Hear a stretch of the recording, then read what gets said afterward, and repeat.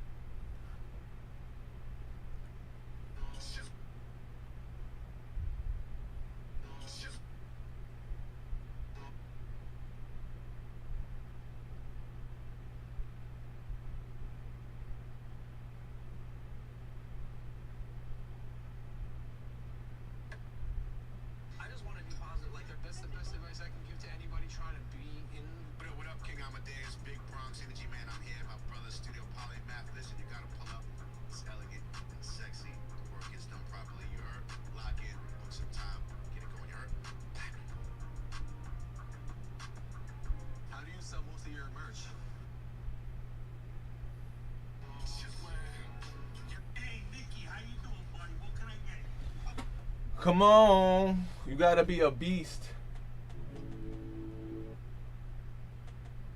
What did I miss?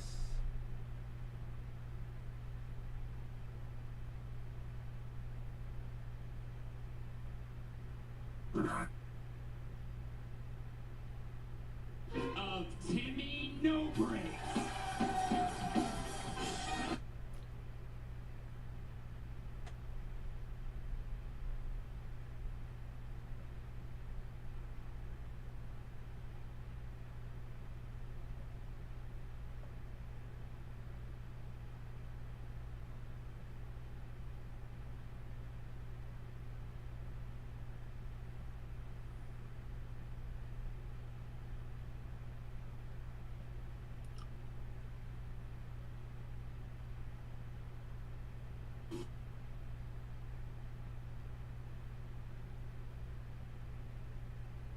What did I miss?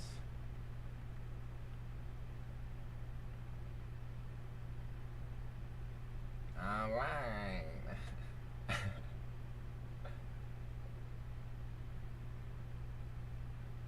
Nah, that shit is fucking retarded.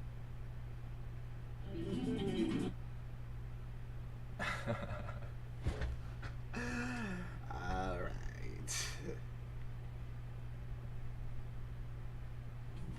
This is fucking hilarious, bro.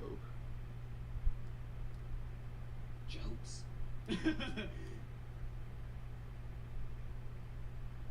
I was making music. I was having a.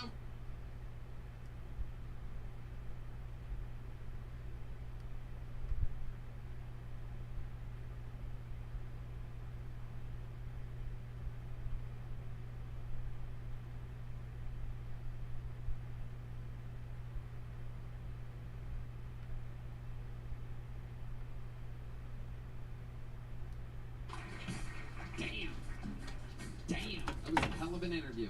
Oh my goodness.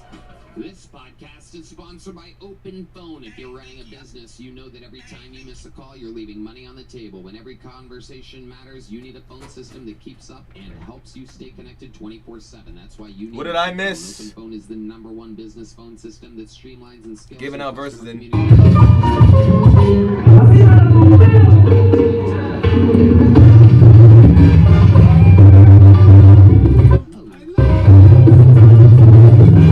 Talk to me, chat. What's up? With Open Phone, your team can share one number.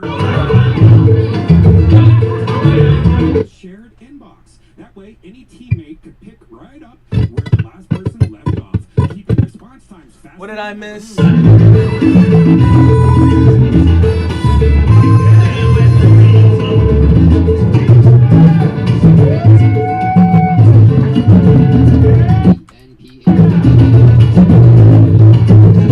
With another service, Open Phone will port them over at no extra charge. Open Phone, no missed calls.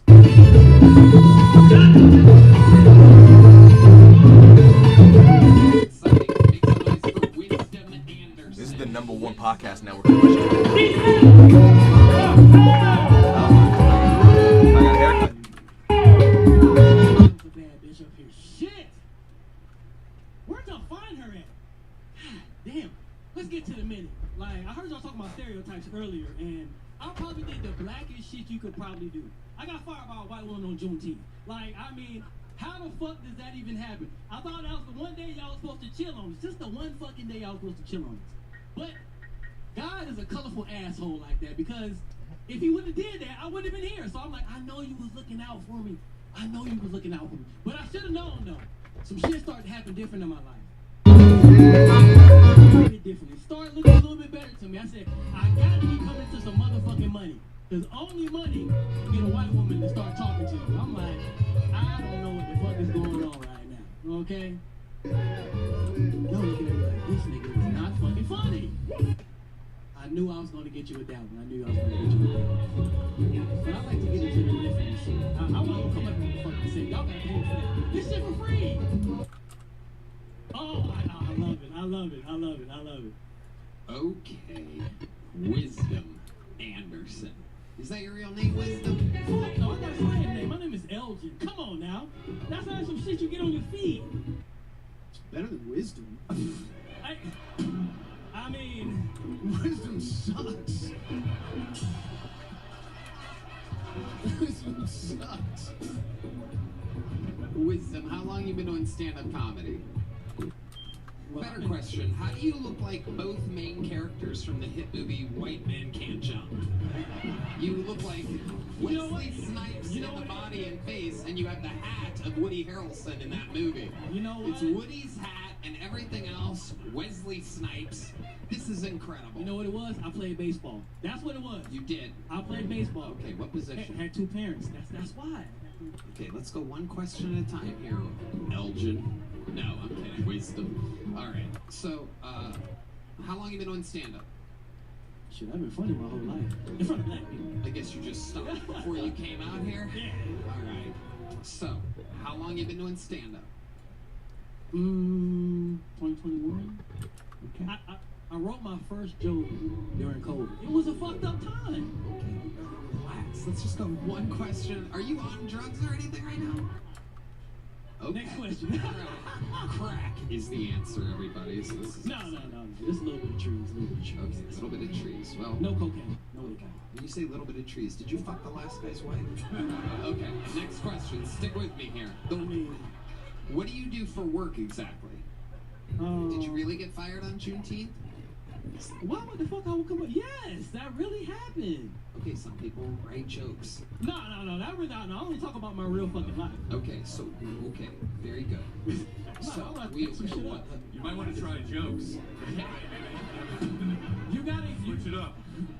I get paid for real jokes. I wouldn't come up here and tell a real Okay, story. stick with me. Stick with me here, Wisdom. Now that's wisdom.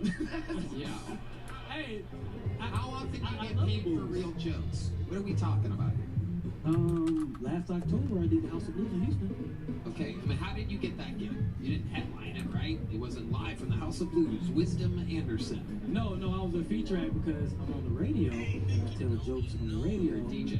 No, Radio DJ? personality I work for Adobe, so I actually write jokes for real. Okay, got it. Don't get mad. I'm great. Okay. So, you write jokes for the radio. The first joke that you wrote during COVID, what was that joke? Do you remember? It was about white people getting free kidneys. It was something about that. It was about alcohol and kidneys. We made D Madness ashamed of his race. So he's gonna step away for a second. He's gonna come back in white face. Okay. So, what job did you get fired from on Juneteenth? I was working at SMU. SMU. Explain to the people exactly. Y'all know what that is. It's a lot of white people. Southern Methodist University. Okay, what were you doing at a university? What exactly were you mopping up at a university? I told you, Tony, I come from a two-parent black household. I played baseball. You know I gotta be a little fucking smart. Okay, so let's go back to the questions, smart guy. What was the job that you had at the university? I was teaching tech. You were teaching tech? Yes. And how and why did you get fired? I made white children tears. You made white children's tears. Yes. Okay, what did you do to make white children cry? I told him, hey, you're selfish. Okay, what was the context of this, Wisdom? He was being selfish. What was going on, Wisdom? He wanted the teacher to only solely focus on him. Can you? So I Tell us the teach story, bro. tech students to teach youth tech. So the teacher in the classroom. Wow, you're like Tech 9. Okay. Let's just get off of this whole confusing university thing. The ring around your neck, whose ring is that? Where did you get that from? I mean, Amazon, you can find anything. You bought that off Amazon? Yeah, why wouldn't I? Why would I buy real gold? I can't really get that shit from Africa. Shit, why the fuck would I buy real gold? Every single answer that you've given on this show is psychotic. Yes, it's supposed to The be. last comedian that was up gave honest answers about his whore ex-wife You and crushed It was so interesting. You didn't ask about that. Well, I can tell you this. Okay. I haven't fucked in probably about 276 days, so that should let you know I'm married. That should let you know right there. Roughly. Right there. Right there. Roughly 276 Roughly days. 276. I've been keeping count. If any married men are here, y'all know the fucking problem. Y'all know the problem. So you're married. Oh, y'all don't? Oh, it's just me. Fuck. I'm trying so hard with you. You are on the show right now. Do you know this? Yes. Okay. What? You're married. This is where you would answer the fucking question. Are you? Okay. So the ring around your neck. When I asked, what's the ring? It's not a wedding ring. Okay. It's just a random ring. Just a random and you ring. don't wear a ring on your finger. No. Okay. Why? When you're not fucking at home, I gotta fuck somehow. My side bitch let me fuck. Boo. But you're not. But you just said you didn't have sex in 2 hours. Do you see why this With my interview wife. isn't a real With interview? my wife. Okay, so you're admitting to having sex. Stick with me here. You're admitting to have sex. This is why radio is completely dead, by the way. Don't really communicate with people. They're not thinking anybody's listening. I don't talk about this on the radio. Okay, I know you don't talk about this on the radio. You're not allowed, but you're allowed here. So you cheat on your wife? You already said it. I'm black. Now I'm just trying to ask you. I'm trying to Oh, just confirm ask where a you could go. question. No, I'm just kidding. Look at me. You know bitches want to fuck me. Tony, come on now. Oh my god. Dude, I tried so hard. There he goes, Wisdom Anderson, everybody. There he goes. It's okay, Wisdom. There you go. There he goes. Wow. The rare, uncharismatic black man. Very rare. A rare bird, if you will. A rare bird. No, that's not the black bird. No, it's the rare African bird. There you go. All right, your next bucket pool, ladies and gentlemen, on this very interesting episode. Make some noise for Vinny Flores, everybody. Vinny Flores. All right. So, I'm a rookie to this comedy field, right? And one of the things that a lot of the veterans tell me is that you gotta be relatable. You gotta relate to your audience. So, has anybody here ever done crack or heroin? See, when I was 17, I shot crack one day and heroin the next day with my older sister. We were in a motel, on the run from the police, and she was actively being pimped out. That's never happened to anybody here? I'm just trying to be relatable here, guys. Listen, I'm sorry, all right?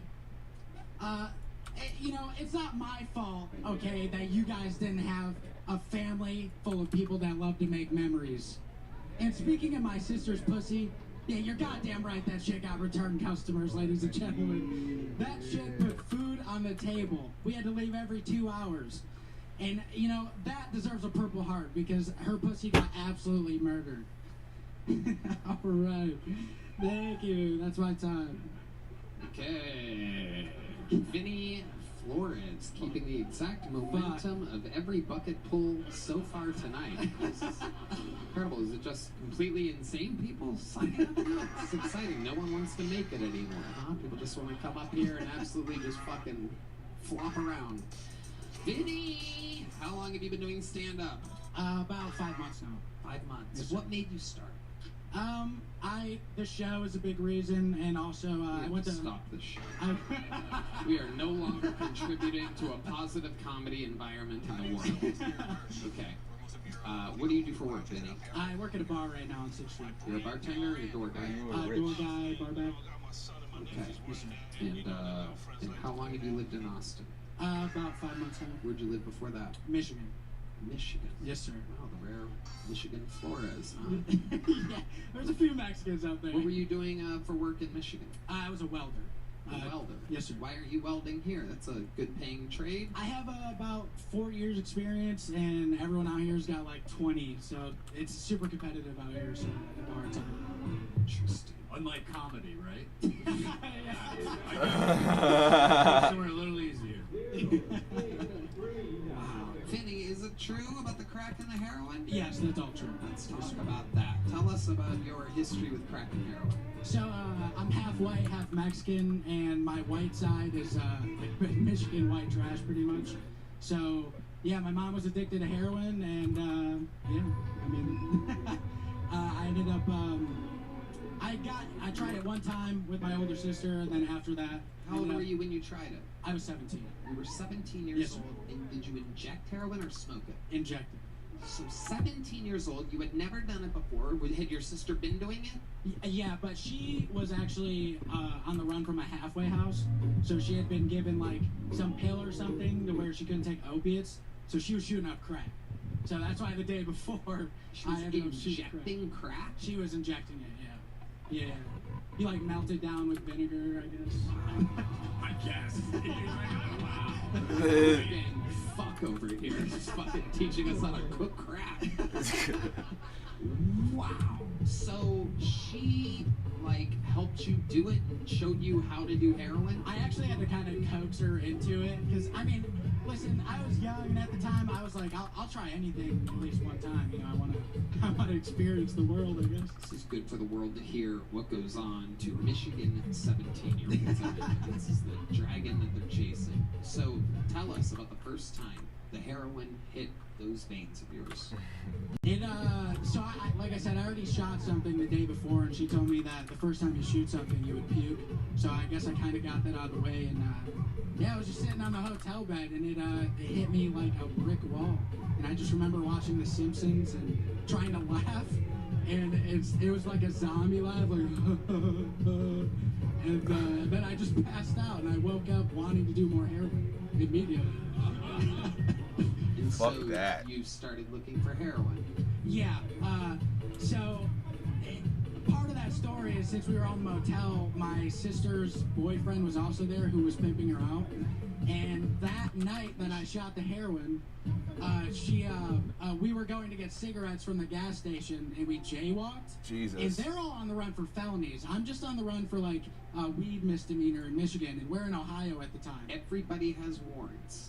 Yeah, everybody has All warrants. three of you have It was warrants. us three, And you're jaywalking. and we're jaywalking. to get yes. cigarettes. Yes, sir. This is like a tourist ad for the state of Michigan. This is incredible. This was actually in Maumee, Ohio. Oh, well. Don't talk about my mom like that. First of all. Maumee, Ohio. I've never even heard of that. Top left corner? Yeah. So I'm from Adrian, which is like it's 40 minutes from Toledo. So I'm like on the border. So if we want to do anything, we go to either Maumee or Toledo area. Wow. Oh my God. Which is okay. So shoot you got, crack. you got busted jaywalking. I'm Jesus. guessing is where the story's going. Yeah. Okay. Yeah. And then so the cop obviously. Notorious jaywalker, constant jaywalker, D Madness is back, everybody. This motherfucker, crosswalks do not matter to him. All right. Very famous jaywalker. Okay. So obviously, since he has felonies in his name, he immediately just got booked. And I'm a minor at the time, so they're like, okay, well, we need to take you to a guardian. And I had no choice but to go back to the motel where my sister and her boyfriend's friend was. And luckily, Boyfriend's friend. yeah, there's four of them. Okay. And then it could have been fucking her. I don't know. Everybody was fucking. But yeah. Oh, shit. Area scientist right after this. Keep going. Just keep going. We went back to the motel and then.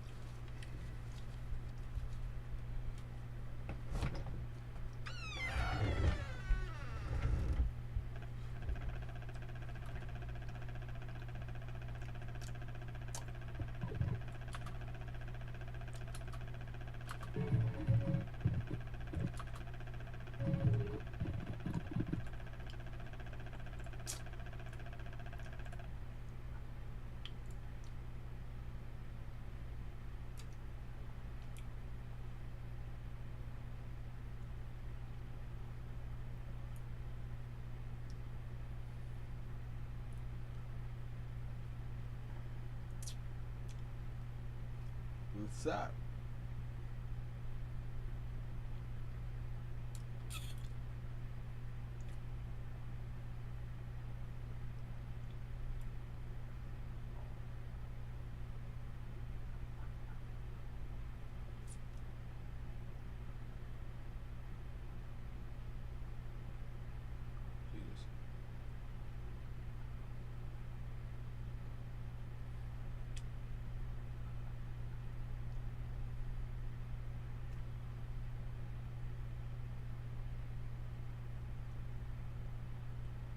Oh, in August is National Black Business Month.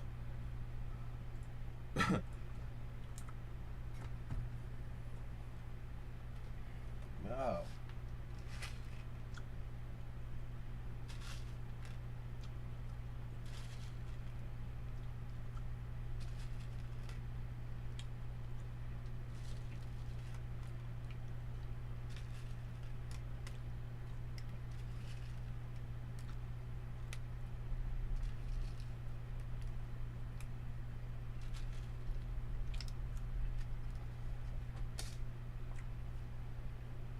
I'll even go with y'all.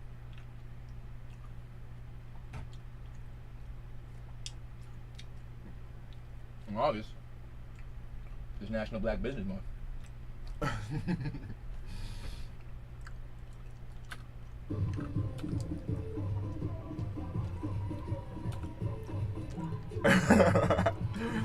Six! Man, it's not easy being a Sixer.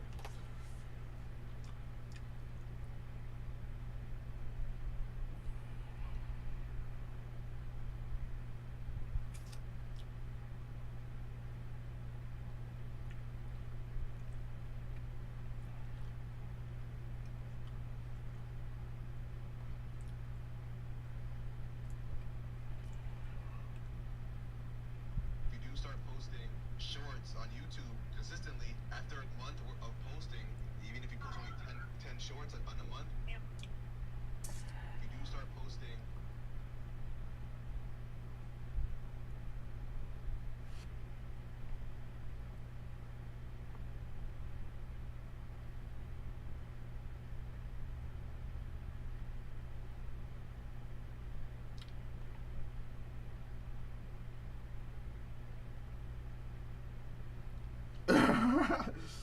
Finna drop my response today. Do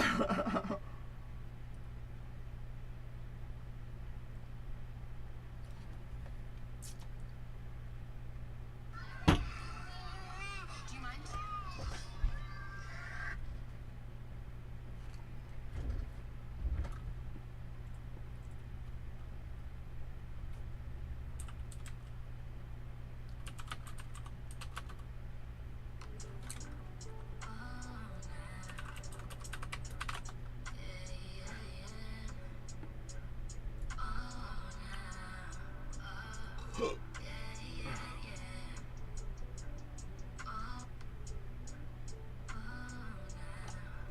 You got Cantina.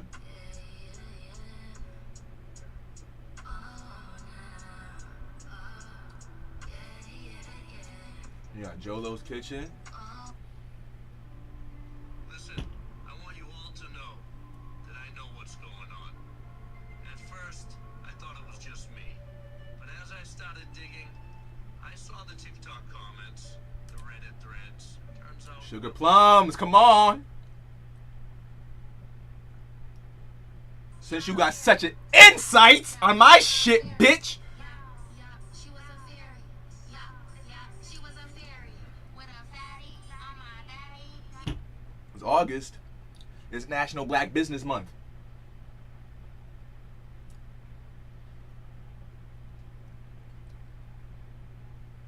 I think if you guys would be dope to feature some, you know what I mean? I hate to say it, some color.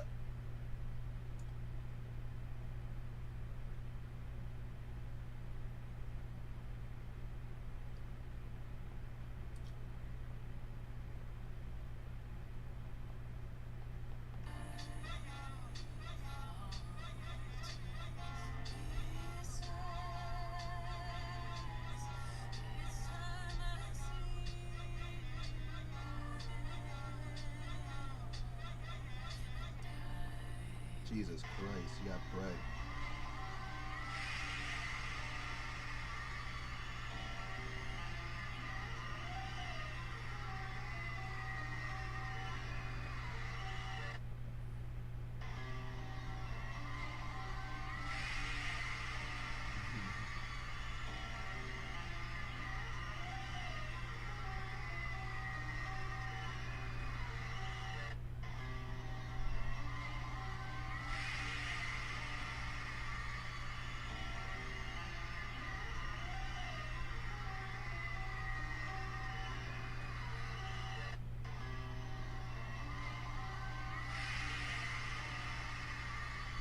Stopped and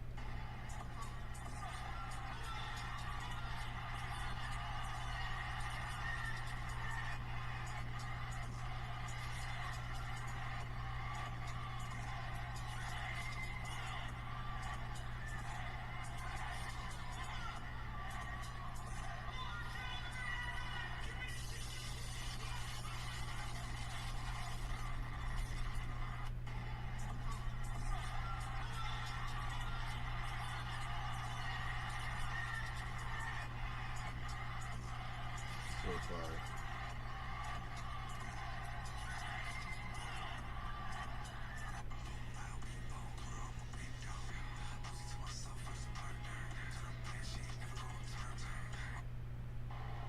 on fires. Hard hit grounder. Dylan Moore bobbles, regains, steps on top. Everyday hustling.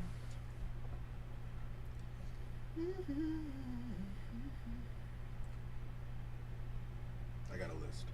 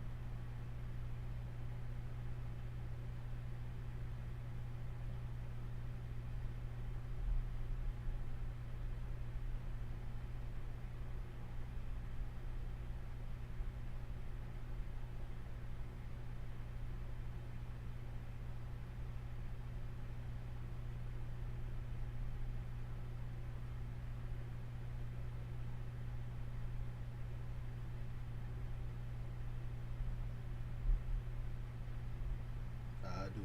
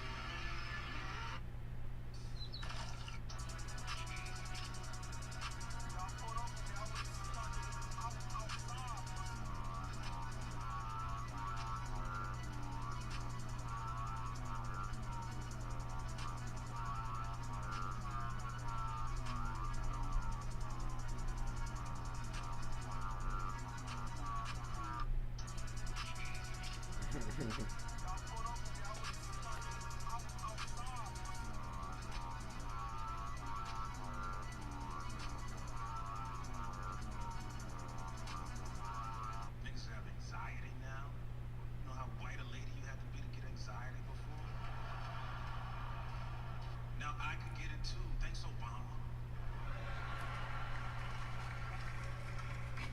This is incredible time. I know a nigga who's diagnosed with depression. I'm so proud of him. That's the most privileged disease of all. White people hate when I say that shit. How do you sell? Niggas have anxiety.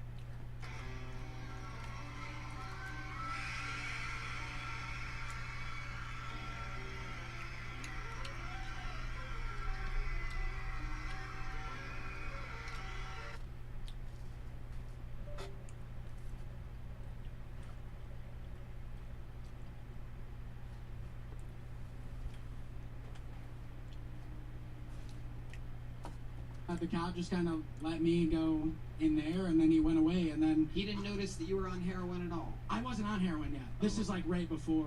This was that night. Hell yeah. And then I ended up doing his heroin, but I couldn't do like what he would normally do. I guess that's what she was telling me, because I would overdose. So I only did a little bit, and then skipped forward, woke up wanting to do more, and turns out that the boyfriend's friend stole all the heroin, and then just left me with my sister in the motel.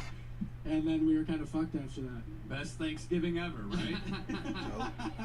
Some Sounds like suggestions. before that too. It also sounds like every time you did heroin, you would just fall asleep and then wake up craving it. No real Well, you got a enjoyment month. whatsoever. Often Got a when I whole month. asked people what it was like after they did heroin, they're like, "Oh my god, I felt like $1 billion. fuck. It's a feeling unexplainable." You're like, "I went to sleep and woke up." Yeah, pretty much. I mean, I would say it is probably like the best drug I've ever done. I mean, the feeling of it was like. Did you feel like you were 5'9"?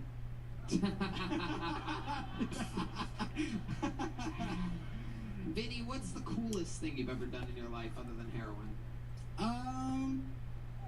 The coolest thing I've ever done in my life. Any big accomplishments? You ever saved somebody's life or fucking do anything, amazing? Win an award, perhaps? Nothing crazy like that. I used to play in bands, so that was some of the coolest stuff. What did you in my do in a experience. band? I played guitar and bass. Yep. Don't worry, I'm not asking you to play. Yeah, okay, thank God. Thank God. Vinny, what ended up happening to your heroin-using, crack-injecting sister? What's her OnlyFans? She's doing good supposedly right now. I mean, she's a little iffy. She ended up marrying like some 50-year-old.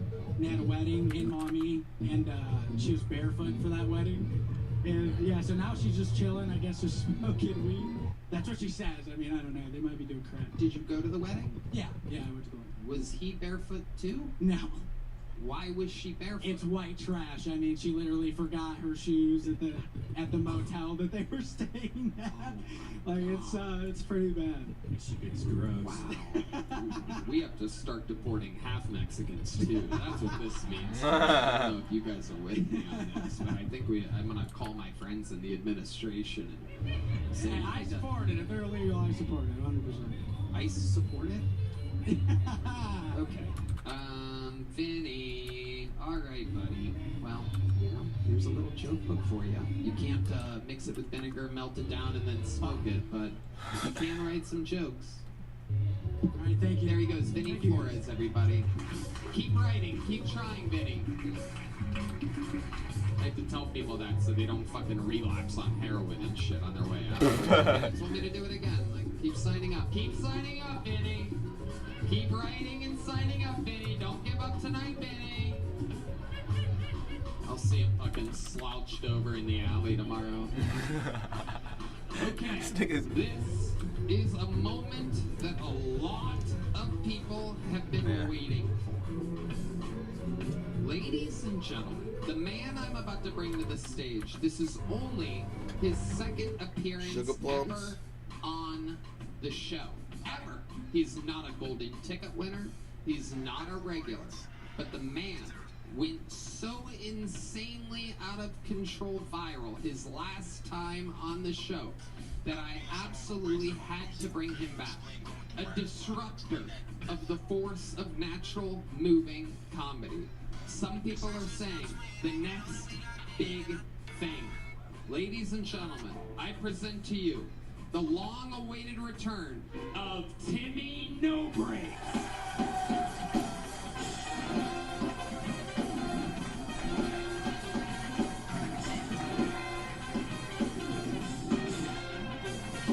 Who's ready for the best fucking minute of their lives?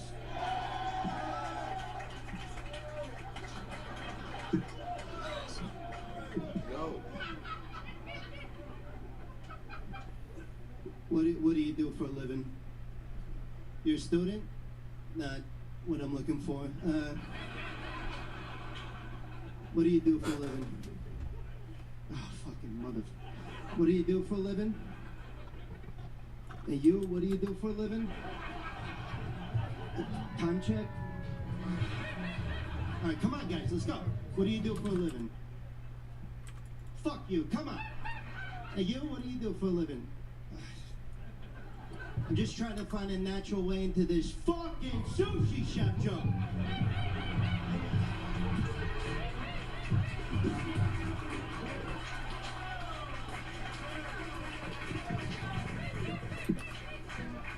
Does anybody work at an airport sushi restaurant?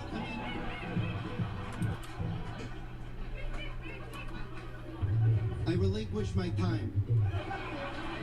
Wow. The hardest I've laughed all night.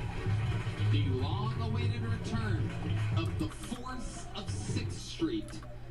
Timmy No Breaks. All gas, no brakes. This guy left a dinosaur paw print size footprint on the show the last time he was on. Hard in the paint. Some people said the next big thing. Famously handed off his joke book to the man in the front row, whoever it was, and tonight threw his sunglasses at a person in the front row. It's becoming... Give him back.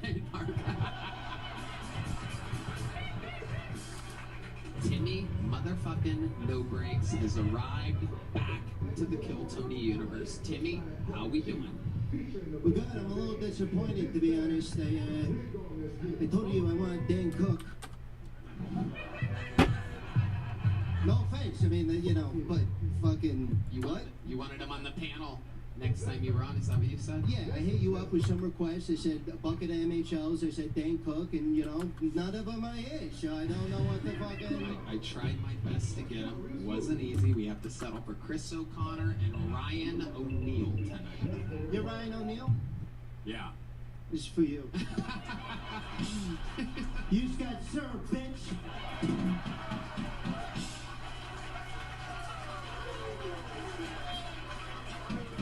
Got your ass.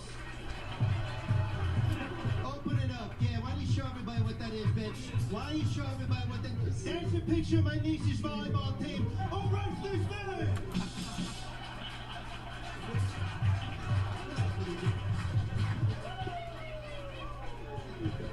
Wow. All gas, no brakes, indeed. The people's champ of Kill The Tony. people's golden ticket winner, bitch. That's right. The people's golden ticket winner. I'm going to pretend like you didn't call me a bitch right there. Because I like you. We're going to keep it that way. No disrespect. I respect what you're doing. I love you, Tom. Thank you, Timmy. I love you too. So tell us, what does Timmy No Breaks do when he's not on stage? Yeah, I mean, well, I recently got in some trouble. I went to play laser tag and brought a real gun. That was not good.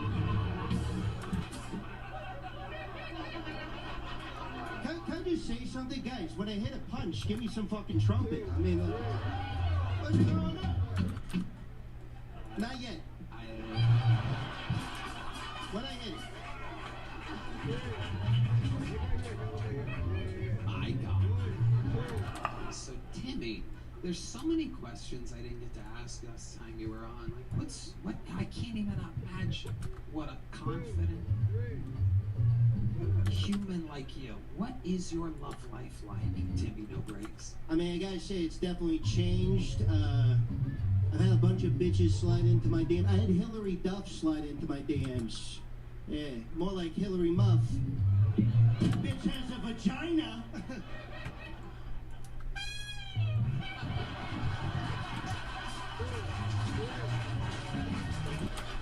Fucking Mr. Clean, clean out your fucking ears. God damn. I'm sorry, Tom. I'm sorry. Doing my best. It's fucking, you know. Wow. So Hillary Duff slid into your DMs. Was this after the Kill Tony appearance? Yeah, it was after. It was after. You've really blown up from it. Tell us what life is like since that one appearance. You might be the most talked about human ever after only one appearance in the show's history. 12 and a half years of the show, and you might be in 60 seconds in one interview the most famous character ever. Yes, it's been great, you know. Got to do David Lucas's fishing podcast, so I made it.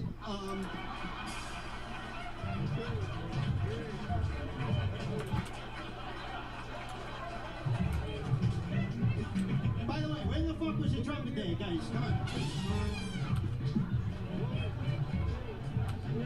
I think he deserves something a little more. That's like a negative horn you're giving. It should be like a ba-da-bum-ba-dum-bum or something like that, right? Tom, no. Give me a D. You give him a D. Give him a D. What's a D? I don't. Yeah. Okay. I see it now. I like it. That was a D. That was a D. They nailed that one that time. That was a D. They really did. Wow. So Timmy No Breaks, where are you originally from? So I'm from Jersey. You already asked me that, but that's okay, Tone. Yeah. Tone, it's okay. Yeah. But that's it. Some of the new people here. Oh yeah, you probably sound like Kill Tony, so this is just gonna be repeating it. But yeah, I'm from Jersey. What the fuck else is new? And is there anything that you miss about New Jersey? You know, I miss the mornings. Spotlight. Spotlight for Timmy No Breaks, no doubt about it. Whatever Timmy wants. Every member of the Kill Tony crew should know. Whatever Timmy asks for, Timmy gets from this point forward. There's a thumbs up from the great Yoni. Timmy, go ahead. What do you miss about Jersey? Yeah, I miss the mornings, you know, walking out, fucking walking up to bitches saying, hey, bitch! That's what I'm talking about! That's what I'm talking about! But yeah, that's what I miss most, you know? We're good on the spotlight, thank you. We're good. We got out of that. Wow. That's my story. I'm sticking to it, Tom. I don't want to keep you up here all night. You know, I don't want to be a bother to you. You let me know when you want to go. You're the first person ever that I'm giving full creative control over here. Yeah, I'm good. Okay, hold on. You're good now? You want to go, or you're good to stay? Fuck, Tony, it's your show. I mean, I don't... No. I'm literally, again, I've never told the crew you get whatever you want. I've never given creative control to anybody. All right, Timmy, let's do this. Here's something I really want to know, and I don't know if I asked you this last time, but if I did, I'd like to apologize in advance. Tony, it's okay. Thank you. How do you make money, Timmy No Breaks? Yeah, asked me that already, Tony. You know, I used to sell weed. Before that, I was selling coke. Now I'm just coasting on comedy, Tony. Okay. Timmy, no. Hold the horns on that one. Hold the horns. Yeah, it wasn't a punchline. That's for real. I'm doing big shows, bigger. You know, I'm doing HEB, I think. Timmy No Breaks is doing HEB. Let me. The grocery store or the arena? Tony, you watch your fucking mouth. I'm sorry, Timmy. Sometimes I fall back on my habits here. It's okay, Tony. For making fun of people on the stage sometimes. I mean, no disrespect, Timmy. Hey, no disrespect taken. Let me say this. I think you have what it takes. I do. I don't. I want you to open for me at Lucky Duck Open Mic. Lucky Duck Open Mic. One of the best venues in Austin, Texas. No ceiling, no audience, and no breaks. Yeah. Timmy, what can I say that I haven't said 1,000 times about the New York Yankees? I mean, you are just an absolute fucking empire of your own. A one-man empire. Can I ask you, where do you get a jacket? I'm glad you asked, Tom. So my dad would take me in the spotlight.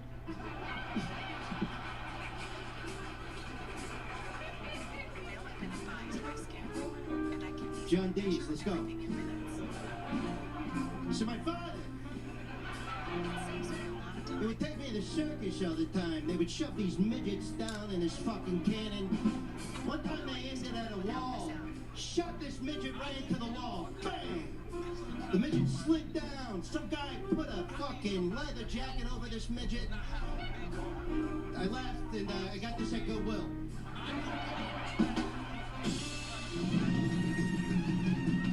Wow. Yeah, bitch! Wow. Timmy, I feel like if we keep you up here any longer, I'm gonna have to give you a percentage of the royalties of this episode. And I cannot begin to do that. So, I mean, I'm gonna, unless there's anything else you'd like to say or do, I'm going to give you, or we can talk about anything you'd like. If you'd like to ask me a question or anything, we can do anything you want. Yeah. Take your entire life, Tom. What's the most interesting thing about you? Go. Don't talk. Your entire life. Let's go.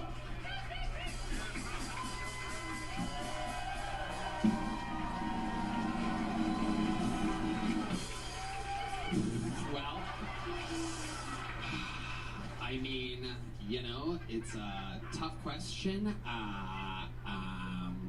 No, I mean, I guess the most interesting thing about me is probably that I'm... It's not easy, is it, bitch? Yay! Timmy No Breaks, let it be known that at this moment, I am, without a doubt, registering you as officially, without it, even though you don't want it and you don't need it, you are the newest official golden ticket winner of Hilltony.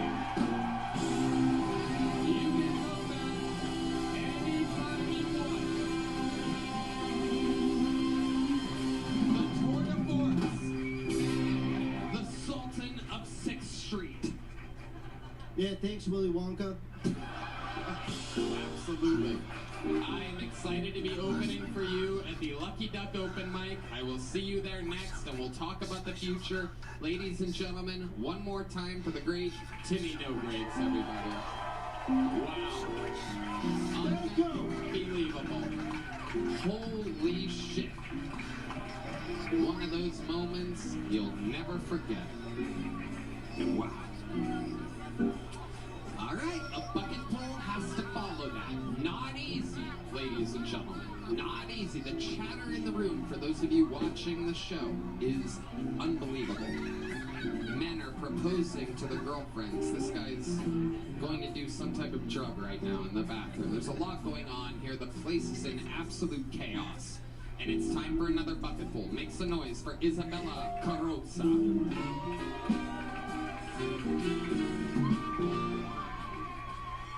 Oh yeah.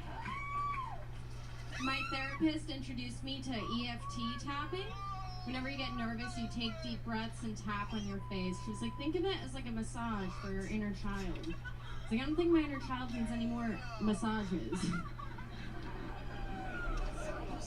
I started going to therapy because I would get really bad anxiety in social situations and become a huge bitch to whoever I was with. And my boyfriends would just be like, oh, it's because you're Italian. And then I went to therapy and she was like, you have autism. And I was like, I'm Italian. She was like, you're retarded. During the pandemic, I worked as a cam girl. I didn't do anything. I just took my vibrator and did stand-up comedy with it. The men were like, shut up and pee. Sorry. Fuck. Is that 60 seconds? It was like 6 minutes. That was. Yeah, you got it. Right when you said it. That was it. Isabella Carrozza, ladies and gentlemen. Isabella. Hi, Isabella. Hi. You've been on this show before, but it's been a while, right? Yeah, a few years. Okay, how long have you been in stand-up? 5 years. 5 years. All of it here in Austin. Yeah, mainly. What do you do for work? I'm unemployed. Unemployed. Yeah. How do you survive? I'm a stripper. Okay. Where are you a stripper at? I don't want to say because last time men came in and asked me to fart on them, which is a real thing. Red band. Naughty, naughty boy, Red Band. Okay. Wouldn't that make you money? It did, but it was a lot. It was overwhelming. You ran out of gas. Yeah. All gas, no brakes. Wow. Did you fart on the guy? I tried. We went into the back for like an hour, and I made like $2,000. And I was like, I'm trying. Because during the interview, I said if men get too handsy, I fart on them. I was like, haha. But he took it serious, and he went to the Red Rose and was like, Wow. I just said word. Into the Red Rose. Bet it didn't smell like roses when you were down the power, huh? Isabella, how long have you been stripping for? On and off, like 6 years. Okay. What are some of the, other than the fart thing, what's some of the craziest stuff that you've seen? I imagine it's a lot. At a strip club. What is crazy stuff? I mean, sometimes like girls fight, but I feel like nothing really crazy. I've seen like, you know, men will whip out their dicks and that's terrifying. Oh, that's crazy. Yeah.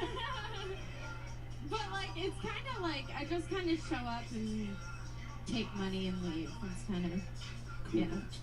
Cool. It's an easy job, Yeah. I guess. Alright. Guys, have the Yeah, girls. what's the on and off? What brings you back into the game? Well, I was like, I don't know, I always kind of did it on the side of what I do. So I was like an ophthalmologist technician. What the fuck, man? Is that you? Part-time ophthalmologist. Can I take a seat? Rickman's just accidentally hitting buttons over here. What's going on now? Wait, what just happened? Can I take a seat? Did you just fart? No! What just I put happened? my balls under I this. just like sitting when I'm on stage. Is that fine? No, we do this at work? Video. Oh, sorry. Stay in the frame. Okay, there you go. Wow, the world's laziest stripper, everybody. Who wants a fucking floor be dance? fair- I have a floor dance from Isabella. I am like the DMV worker of strippers. What does that mean? I'm just like. Nigga, I'm from Ride. Nigga, I'm from Ride, not even I'm rich. 29 now, so like, I'm kind of over it. Who said that? Who did? Who made that noise? 29's kind of old for a stripper, right? It is. Strippers age in dog years. Yeah, I'm 29. Have you ever done a full nude strip club before? In LA, I did, yeah. Have you ever cooter balls? You ever do cooter balls? What's No. cooter balls? Explain to these people what cooter balls are. Our senior strip club correspondent Brian Redband is here, ladies and gentlemen. Where they sit there with their legs open, you try to, crumble a ball and make a basket inside the vagina. I would Fucking fucking. disgusting, Redband. Fucking gross. I can't believe you would ask that. Have you ever done cooter balls before? No, I would climb to the top of the pole and let go. I would not do that. Chris O'Connell. How'd you become an ophthalmologist? No, I'm not an ophthalmologist. No, I met the doctor at the strip club, and he was like, "Do you want a job?" Yeah. Nothing crazy happens at the strip club? That's what you said before. That's insane. An ophthalmologist hired you? Yeah. I feel like I've gotten a lot of random jobs and stuff like that from dancing. What do you do at the office? Well, I don't work there anymore, but I would just like assist After him. she was D. Madness's ophthalmologist, she lost her job. So he used to have 20/20 vision. No, I would just assist him in like surgery. She farted into his eye sockets, and the Eye rest socket. is history. Have you ever been a nanny before? A nanny? No. I think I could be good with kids. Okay. Are you about to hire her to like cat sit for you or something? Yeah. Okay. Isabella, what do you do for fun when you're not doing stand-up or stripping? Sitting on the floor. This weekend I went to Venice Beach and I did like 8 grams of mushrooms. Wow. It was so much fun. Okay. Yeah. So like, what happens when you're on mushrooms like that? Well, I was What do you do? in Venice Beach. It's fun. I once did 8 grams of mushrooms and went to the strip club, and that was crazy. I made a lot of money. Did you notice? Were you on the beach, obviously, when you did it, or in a place? I was on the beach. Did you notice that when the waves were coming in, that the waves kept going through the sand? No. I was once on mushrooms at a beach, and I saw this shit, and they just keep going, and you realize that it's all just one fucking thing. Anyway, I had just a quick question. a I do Mexican things guy. on the beach too sometimes. 8 grams. You're not, I feel like you're not even seeing the beach. Yeah. Dude, You're in fucking space. Yeah. this guy gave me like a drink, so I like chugged it, and What you should do. yeah, Yep. and it was a lot of fun. I had like, you know how everybody rollerblades on Venice Beach? Mhm. There was like this Mexican guy like plummeting towards me, and it was like, no, it was just the best time. He was like, You oh by no, yourself? yeah, I do that a lot. But now I feel like I hate saying that on Kill Tony because your fans are crazy, and I'm gonna go missing. You sound like one of the fans. Like, Wow. I'm anxious. Where are you guys from? Okay. It's the stripper in you.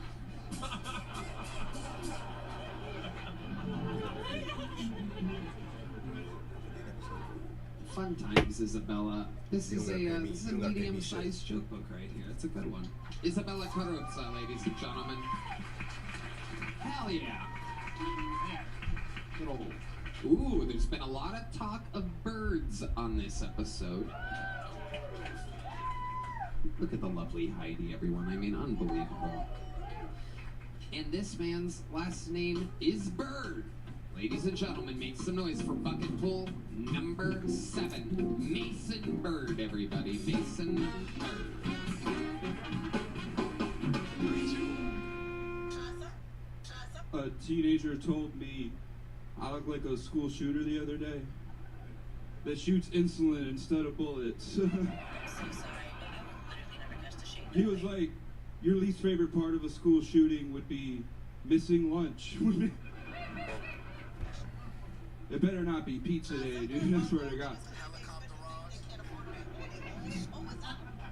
I feel like the only way I can personally relate to Rosa Parks is when I'm walking through the center of an airplane and everyone's staring at me like that motherfucker better not sit next to me, dude.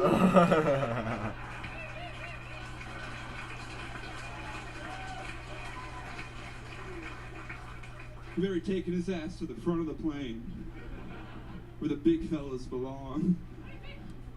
No, I get it though. Like I saw a dude fatter than me walking through the airport, and I was like, that motherfucker better not get on my plane, dude. Ice, Tiffany Tiffany Bluestone. Mason Bird, everybody. The best set from a bucket pool of the night has finally happened here.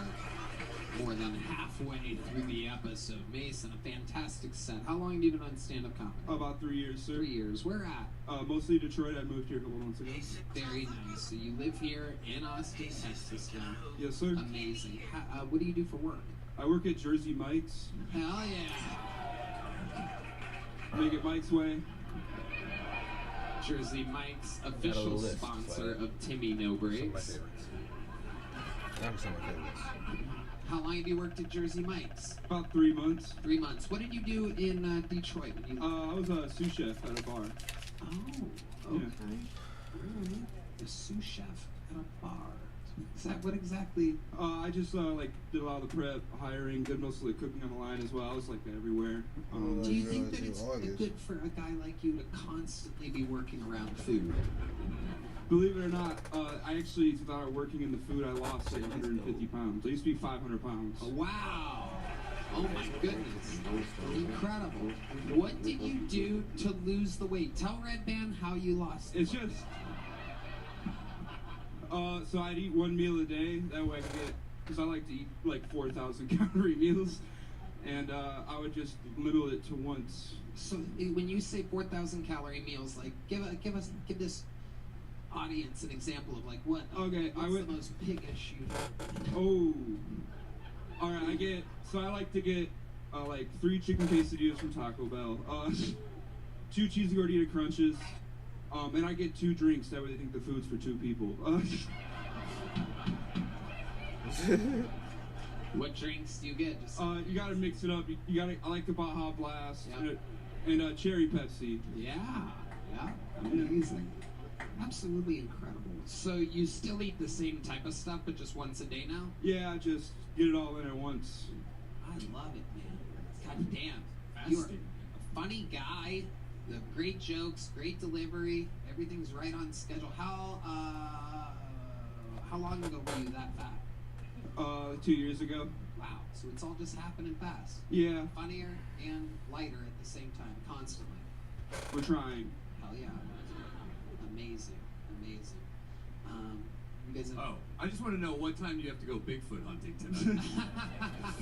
He likes to come out around 2:30. Your glasses, can you see out of those? They're a little. Very smeared. Yeah. I With touched that my being face. said, August It was from the snack wrapper. is there. Black You know, Business Month. Okay? Timmy, no cake. So make sure y'all check out these restaurants, these Timmy, all delis that are cakes. black. Love it. And you're also a ginger. You have that going for you. Yeah. Hell yeah. Represent. Mason, what else? What do you do for fun? Tell us more about your life. What's interesting about you? I like to look at maps. Like I know all the state capitals. I'm very proud of that. Yeah, I'm really into like maps and geography and topography and all that kind of stuff. Barry, is that because you're shaped like a globe? Yes. Perfect. Big What got ass. you into maps? I've just always been super, like there was a Nat Geo thing when you were a kid, and I was super into that, like answering history questions and maps and stuff like that. Okay. Other than maps, what else are you into? That's fair.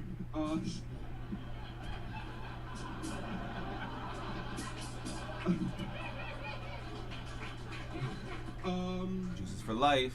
What up? I really like eating once a day a lot. So you look forward to these meals. Oh, it's all I What time of the day do you usually execute the meal at? Anywhere from 11:30 to 12:30 at night. So you wait all day. Yeah, And you go for it at night. Okay. Just unravels a big map and just eats it. Wow. Oh, let's see here. Is there anyone who knows all the state capitals has a lot of placemats in their life? So let's just go for last night, for example.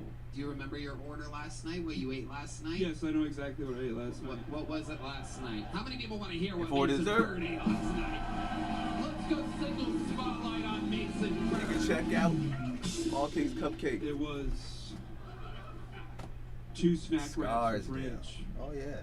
2 snack wraps spicy. You can 2 McDoubles, large Coke, and a large Sprite. Okay. I've done that before. Yeah. I've done that before. This guy's like the Rain Man of meals. Ice Bear, Tiffany, Any day, Blue he can Stones. tell you what he ate Shit, let's go. and what state he was looking at on the map. Florida. Have you ever thought about when you're sacrificing all day and you're hungry and it's the last meal of the night the first meal of the day at night? Have you ever thought about replacing the most disgusting, heavy caloric meals humanly possible with something healthy and losing like a few pounds in a day? Yeah, but the thing is, like, if I do that for 2 weeks, I explode. Icewear, Like Tiffany, $70 Bluestone. or Shit, something. let's go. Oh, so it's you'll just go out of control. Yeah, it's Let's like go, I have let's to- go. Like, I'm gonna be out of control. We just have to learn how Oh, to yeah. dance with it. Yes, sir. How to dance. Tony, that's map money. You know that? That's wild, man. When you get done with the meal, are you full?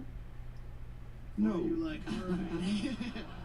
I'm more just like sad. And I'm like, man, I should have got another burger, dude. Yeah. And then what do? You just kind of go to sleep? Freshly baked Go cupcakes sleep. in Scarsdale. Sometimes I'll look at old like Facebook photos of me when I was really fat, and I'm like, I'm doing good, man.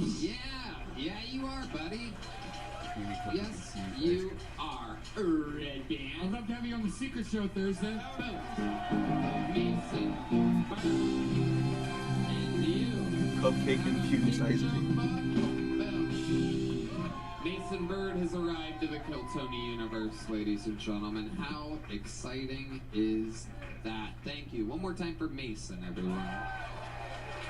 Alright. Icewear, Tiffany, Bluestone. Shit, let's go. Right down the barrel. Make some noise for Max Sadawi, everyone. Max Sadawi. You guys might want to check out. Thank you. As you heard, my name is Max. It's not short for anything. I think my parents knew I was going to be stupid.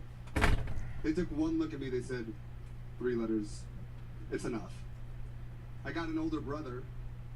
His name's Nathaniel. Yeah, I googled his name because I'm petty like that. Found out Nathaniel translates to gift from God.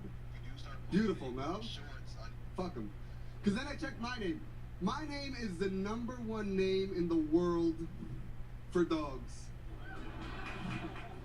You know how many times I meet a girl, introduce myself, just for her to say, oh my God, that's my dog's name. It's not a good thing. She's not like, oh my God, that's my dog's name. Let's go back to my place. We'll do it doggy. Maybe in my imagination she'd be doing that. She'd be like, who's a good boy? What else about me? I'm Jewish. Let's go. Yeah, Let's none of them go. was surprised. I get it. Oh yeah. Nobody was falling out of their chair right now. No one was like, whoa, this guy's Jewish? Thought he was Swedish. Maybe Irish. Maybe Andrew Tate. I'm aware I have a mirror. It's not my... Alright, that's my time. Thank you so much. Sadawi, everybody. Am I saying that right? Sadawi? You're honestly probably the first person to ever get my last name right, so thank you. Thank you. I get to open for Timmy No Breaks. Very excited about the new era of confidence around me. Max, welcome. Stand-up's a newer thing for you. How long you been doing it? I'd like to say I just moved to Austin, so recently 2 months, but I was doing it abroad for a while. Okay. But not like consistently like I'm doing it now. Okay. Alright. When you say abroad, where were you doing it? I was living in Thailand for a bit. Oh boy. Alright. Wow. Yeah. Okay. What made you want to hang out in Thailand for a while? What could possibly be there? Fewer maxes. Fewer maxes. Yeah. Wasn't the plan. It just kind of happened during COVID. Yeah. You went during COVID. Jesus right Christ. Before, actually. I was traveling to Southeast Asia. And then global pandemic hit. And you just stayed in. Wow. So tell us about that. Tell us about your adventures. Okay. So, January 8th, 2020, I landed in Southeast Asia. I remember the date. And I was in... I can't think of what's about the worst time to land in Southeast Asia. Oh, Tony, it was amazing. Oh, you liked it? It was great. Yeah, I was, yeah. I was So how soon until you started fucking little boys? Little boys, lady boys, whatever. No. Something went down there. Let's talk about it, Max. It's okay. Your parents are watching. Never fucked a ladyboy, Tony. I know. It's How long were you in Thailand for? 5 years. Okay. I'm gonna ask you one more fucking thing. What's your ladyboy body count? No one ever believes me. I get it. No one ever Did you believes think me. about it? You thought about Oh, it? you think about it. Some of them are gorgeous. Ah. But that's a tell. Tony, that's a tell. I know it's a ladyboy because gorgeous women don't come up to me like that. John Dees has a question. John, would you like to ask it in the microphone? I like the way you ask it. Just say it the way you just said it. Are you gay, dog? Perfect. Nailed it. I get called gay a lot in Austin. Me too, buddy. But are you? Are you gay? I'm not gay, no. You're not gay. Okay. What's the gayest thing you've ever done? Other than sound like that. And fuck ladyboys in Thailand and then lie about it for the rest of your life. Oh shit, the gayest thing I've ever done. I was finger up the butt, counts as gay. Your own or your dad's? Jesus, Dad. Great man. Great man. Okay. Max, what do you do for work? So I was working as a scuba diving instructor. Mm-hmm. That's what I was doing over there. Super gay. Super gay. Super gay. Under the sea. Under the sea. Fuck all the dicks. Under the sea. Okay, what made you stop being a scuba diving instructor? Man, Stop, you fool! fool! Comedy more serious, so came down here. This is where the hype is at. So you stopped being a scuba diving instructor to come do comedy in Austin, Texas? Yes. Is that what you were doing in Thailand? being a scuba diving instructor? Yeah, we learn inside of. Yeah, that's what I'm doing in Thailand. Okay. He pulled that respirator right out of his mouth. Okay, Max, craziest thing that ever happened to you while scuba diving? Or instructing scuba diving? I fucked this lady boy. It's not gay if it's underwater. Come here, you little mermaid. Is that where you got finger in your ass? If we were getting honest, I did fuck underwater, actually. That is something, yeah, it's called a 10-meter club. Wow, tell us about that. How does that go down exactly? Yeah, so you gotta find somewhere where there's like sandy, so there's no like corals or anything. Yeah, right? And basically you just put some extra weight that you normally would to get down there, and make sure you're not wearing a wetsuit. And once you get down there, basically doing a doggy. Doing it with the respirator on and everything. Oh yeah. Yeah. This is like when Red Band fucks with his sleep apnea mask on.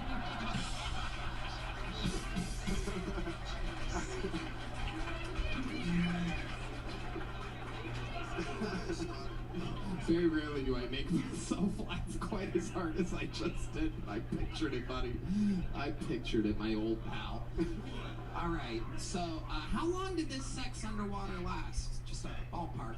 Oh, fair. By ballpark, I mean the fact that you both had balls. It wasn't long. It would probably be like maybe like 5 minutes. Okay. Yeah. And you came. Yeah, honestly, when I came, it was funny because we were both. It's called neutrally buoyant, so you're not on the bottom, you're not on the top. Mm-hmm. And well, once I was no, about to you come, prefer bottom. Well, right before I came, I basically just like pushed her off, and she just see her going. I never got to do that in my life. That was hilarious. That is pretty cool. That is pretty cool. Was there like a chum trail? Like when you shoot your The fish came. Oh yeah, I bet they did. Not in that way. Not. They're like, this cum tastes like shit. My family's gonna be watching this. Of course, it's amazing. That's why you won't admit that you're gay. I know. That's who we know, Max. Amazing. What's it like being Jewish nowadays? How do you feel about everything? There's a lot going on. How do you feel about it? We're doing this? Go right ahead. I'm gonna let you take control because that's what you people want. Oh, my favorite Jew Yoni's not laughing. I might be crossing a line right now. Oh man, yeah, it's a delicate line to be crossing right now. Well, we know you guys have your lines and your borders, and fucking, I know those lines are always moving in your favor. Okay, how do you feel being a Jew nowadays? Pretty simple question. You can answer it any way you want. I like being Jewish. Perfect I'm proud answer. of being Jewish. I like being one of the most watched shows in entertainment, so that's all I'm gonna ask. There we go. Fantastic, Max Sadawi. Here, my friend, is a big joke book for all the people running show business to see that the Jew is getting a big joke book. There he goes, Max Sadawi, everybody. We're having fun here tonight. All right, bucket pull number 9. Make some noise. You guys having fun out there still? Make some noise for Micah Brown, everybody. Micah Brown.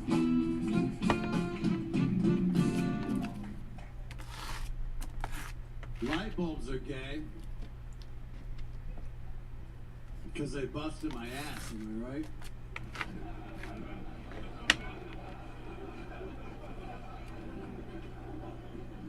Anal's a lot like surgery. Have you guys noticed this? Anal is a lot like surgery. You gotta wash your hands all the way down to your elbows. You gotta prep. You can't eat the day before. My surgeon hates it when I eat before we do anal, dude. Fucking hates it. The drugs help. Have you guys noticed this? Surgery used to be really bad before the drugs. Hey man, here's a shot of whiskey and bite down on this, you know what I'm saying? It helps with the anal too, okay? The drugs. The thing that ties them all together though, like anal and surgery. is that the only thing worse is anal surgery. Stay away from those light bulbs, dude. Boo! Hey, Micah Brown. There he is, Micah Brown. Okay, Micah. Welcome, welcome. Wow, no one's even clapping for you. A whole set about anal, and somehow it was the shittiest set of the night at the same time. What are the odds? Welcome, Micah. How long you been doing stand-up? Not long enough. Okay. How long is that? 5 years. Not long enough. There's Red Band's one fart noise of the episode. Okay. 5 years. Ryan O'Neal. Well, I was just saying, this guy looks like fentanyl Tom Cruise. You really do. You do look like that. Every mission is impossible to you. Amazing. What do you do for work? I don't. I quit. You quit. You quit. Blockbuster 14 years ago, and you just haven't done anything Sponsored since. now. What did you quit? I was serving at Fressa's. Oh. And Wait, it was Press too is the good. place with like the Chicken, right? quesadillas, like a chicken bowl. Yeah. I it love was that good. fucking Good place. Beans and rice all Oh, it's day, a dude. perfect fucking meal. One of my favorite meals. Yeah. You were a server there? I was a server What went there. wrong? How did you? Why'd you quit? Great place. It was a great place. It's not a great place. No, it's great. It's Yeah. awesome. So why'd you quit? Well, things started going really good for me. I got my foot fucked. You got your what? I got my foot fucked. Your what? I was hanging out. Hold on, wait. Let's go back. You got Before your work. wait, Micah. You got your what? I Foot? got, Foot fuck? there was a woman's vagina on my foot. And I couldn't go back to work after that. It was like, this is a true story. They serve chicken. So that's why Red Band's making a chicken noise, for those of you wondering what a chicken has to do with getting your foot fucked. So let's slow it down. Let's slow it down. So what exactly happened here? How does a woman's vagina end up on your foot while you're serving tables at Fressa's? Supposed to go to work, hang out with a friend. Well, why did you hang out with a friend at work? Oh, you hang out with a Before friend work, instead of before work. work, Got it, got it, before got it. work. Got it. I was, things were going good. Look at me. Stop looking down.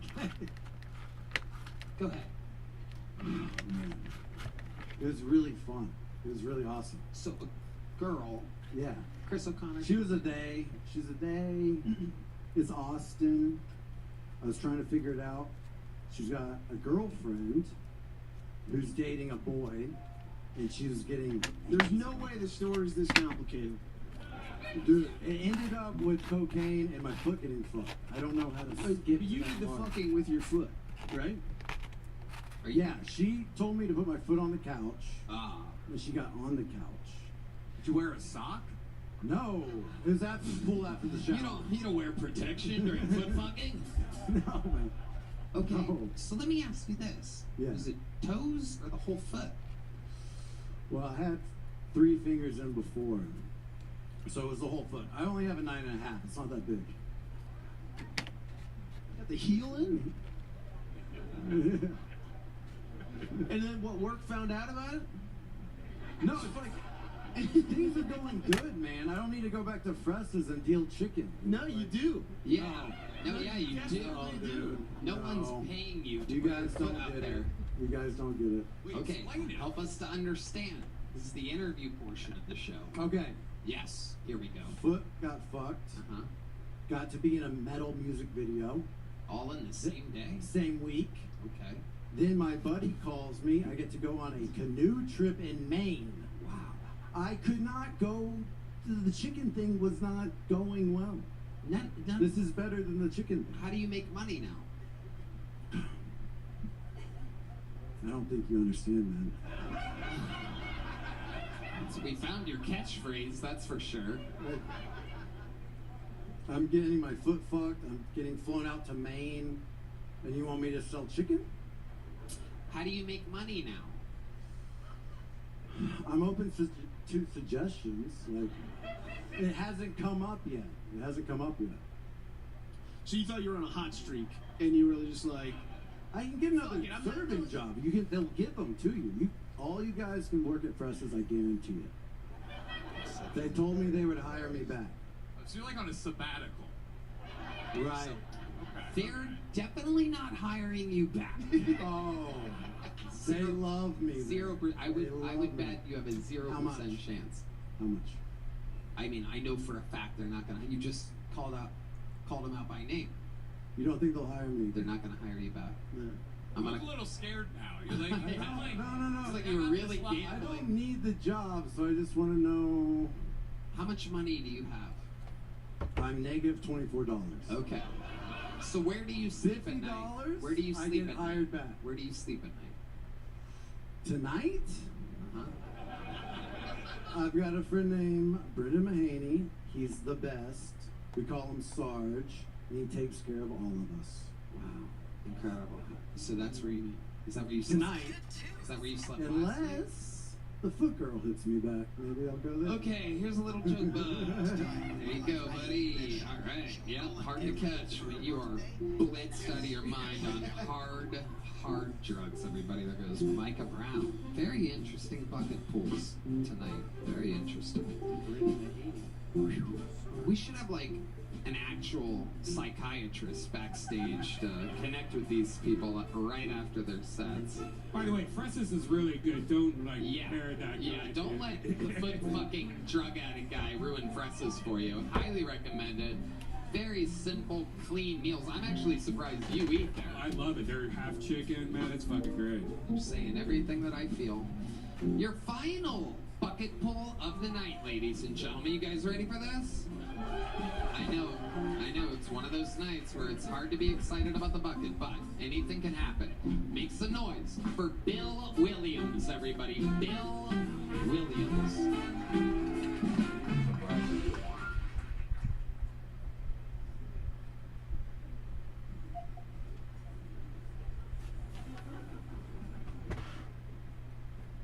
I like watching murder shows. You know, like true crime, forensic files, stuff like that. But I noticed recently that whenever they do the reenactments, the actors are always way better looking than the real victims. Someone's all sad, like, oh man, can't believe they murdered that beautiful lady. But then I see the real victim, and I'm like, man.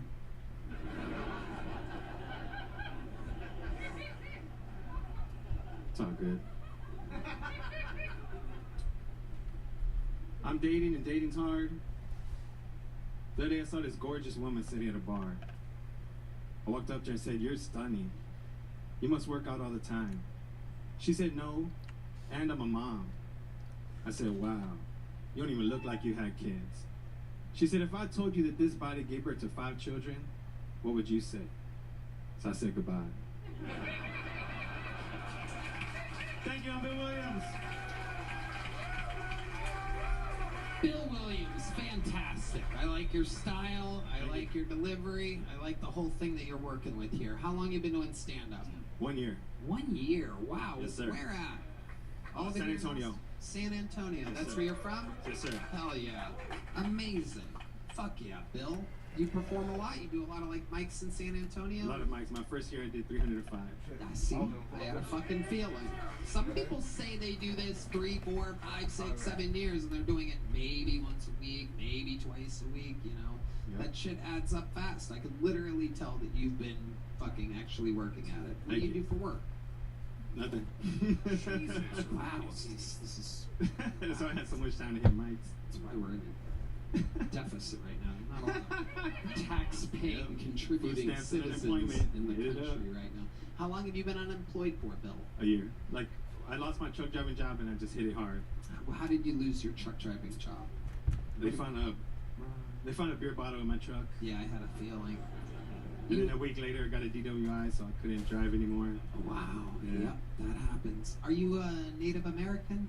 No, there is some Native American in my family, but mostly Mexican, white, Spanish, a whole bunch of mix. Okay, awesome. Like Comanche? Do you know what kind of Indian? I don't know. No. You don't know what kind of Indian? I have no idea. You seem like I could picture you on a horse, like riding sideways with an arrow, but that's kind of racist to say, but not really, because you do look like that. Have you ever dressed up like a Native American for Halloween, perhaps, or something like that?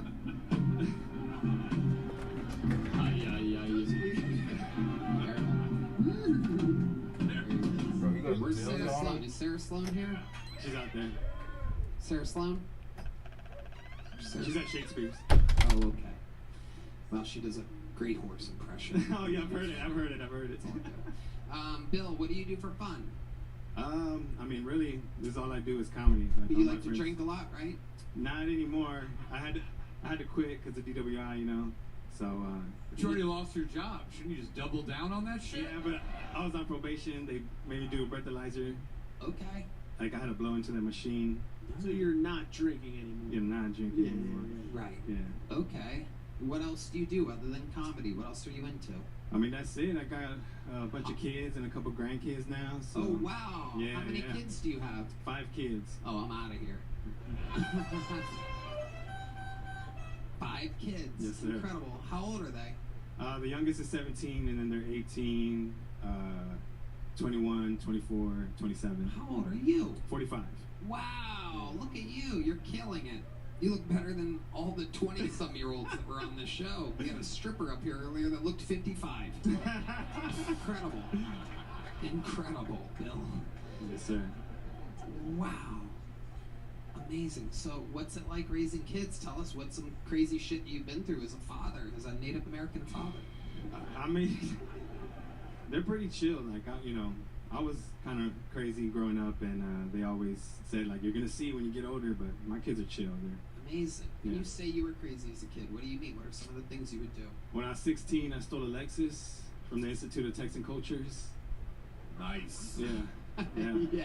He's gonna fist bump me. All right, I'll give it to you. Yeah, of course. What made you steal a Lexus? I was walking downtown San Antonio, and we were walking through the parking lot of the Institute of Texan Cultures, and there's a Lexus with the keys hanging from the trunk. And so that was it. Hell yeah. And where did you take this car? What did you do? Man, we were dumb. You know, we're 16. We thought we drove around for 3 days, first of all. Wow. Picking up our friends, going cruising. Wow. And then we were driving around the east side of San Antonio, like, thinking we're going to find a chop shop, like we even know where that's at. And we got pulled over. The cops chased us. My friend was driving at that time. He took off, hit a tree. We all jumped out, started jumping fences. The driver got away. They caught me and the other guy. We spent 2 weeks in juvenile. Wow. Yeah, good times. Amazing. How many kids did you have at that time? 0. Okay. Are you still with the baby mama? No. Okay. How long have you been separated from her? Since 2013, I think. Or separated before that, but divorced 2013. How often do you get to see your kids? All the time. My 2 youngest boys live with me. Oh, cool. Yeah. Awesome. Yeah. That's amazing. So you're like a real active father, while Real also as dad. chasing your dreams and being very funny. Yep, thank you. How many minutes do you think you've accumulated in this year? 300 some sets under your belt? About 25 minutes. About 25 minutes. Amazing. I find you to be incredibly hilarious. Thank you. I'd love to have you on the Secret Show Thursday. Hell yeah. Where's Sarah Sloan at? Give me Sarah Sloan. Where's she at? Sarah, come out here real quick. The great Sarah Sloan, everybody. Kill Tony royalty. You know, I think as a mode of celebration is in the air for you winning a set at the Sunset Strip Comedy Club, and since you are one of the funniest Native Americans that's ever been on this show, I find it fitting that Michael plays the Indian drum and the great Sarah Sloan does her impression of a horse. Sarah, grab that mic and let it rip, huh? You can grab his. Yeah, keep doing your Indian stuff, yes. Ladies and gentlemen, this is Sarah Sloan's horse impression. Absolutely incredible. Sarah Sloan, Bill Williams. Bill, you're leaving here with a true Native American leather joke book. Yeah. One of the greatest Native American comedians in Kill Tony history. Bill Williams, everybody. There he goes. That guy needs to do an Indian job dance. Yes. Fucking 5 kids. He could make it rain. Bill Williams, and now we've come to a part of the show. Now, I'm going to tell you right now, I'm going to be honest with you. William Montgomery is out for the night, everybody. However, just when you think there's no way to possibly put a ribbon on an episode like this, I must tell you that there is one more performer, one more regular that is going to do a brand new set for you. Fresh off of sold out theaters almost every weekend, absolutely smashing the universe. I watched him do a long set last night on a Sunday when everybody else is off and it's nothing but up and comers. This guy's here doing long sets, going over notes. He literally works more and harder than any other comedian I know because he is trying to become an American citizen.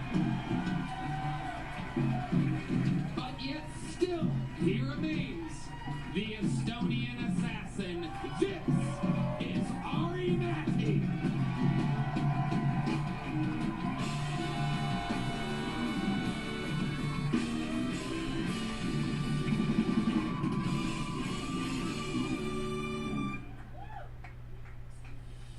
So I've been dating a bitch.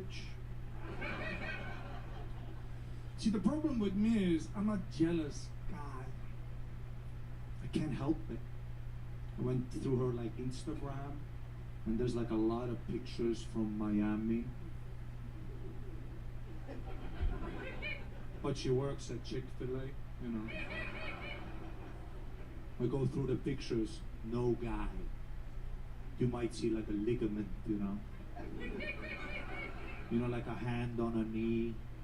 You try to zoom into that hand, it's a fucking prehistoric. That's who's paying. And she's got this fucking friend. Every fucking girl has a friend, some Dylan. You know that guy who's lingering around your girl? Always playing the long game, you know? You ask her about Dylan, she's like, Dylan? You're worried about Dylan? I've known him for a decade, I think he's gay. And then you meet Dylan, you look into his eyes, he ain't gay. He's on the bench, fucking. You look at Dylan like, I know the game, Dylan, a wolf knows a wolf. You suck a few dicks to throw me off.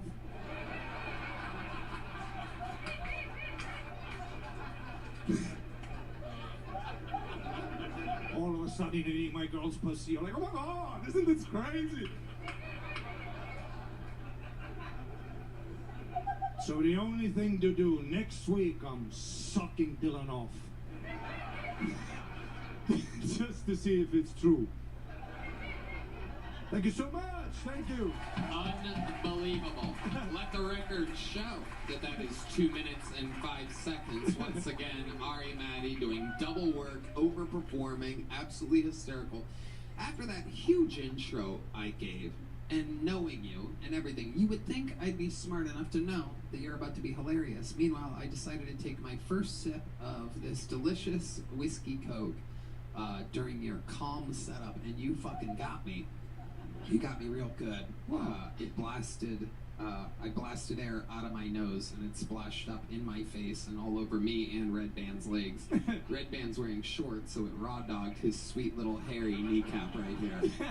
I'm like, oh, he's on the setup, I'll be fine. And she's taking a trip to Miami, and she works at Chick-fil-A, and it got me. The air came out, and the water came up, and our drink came up. Amazing stuff, Ari Matty. Absolutely fucking hilarious. Oh, thanks, man. You are covering something that I think a lot of fucking people go through, and I've never really heard it talked about quite so. Are you a jealous guy, Tony?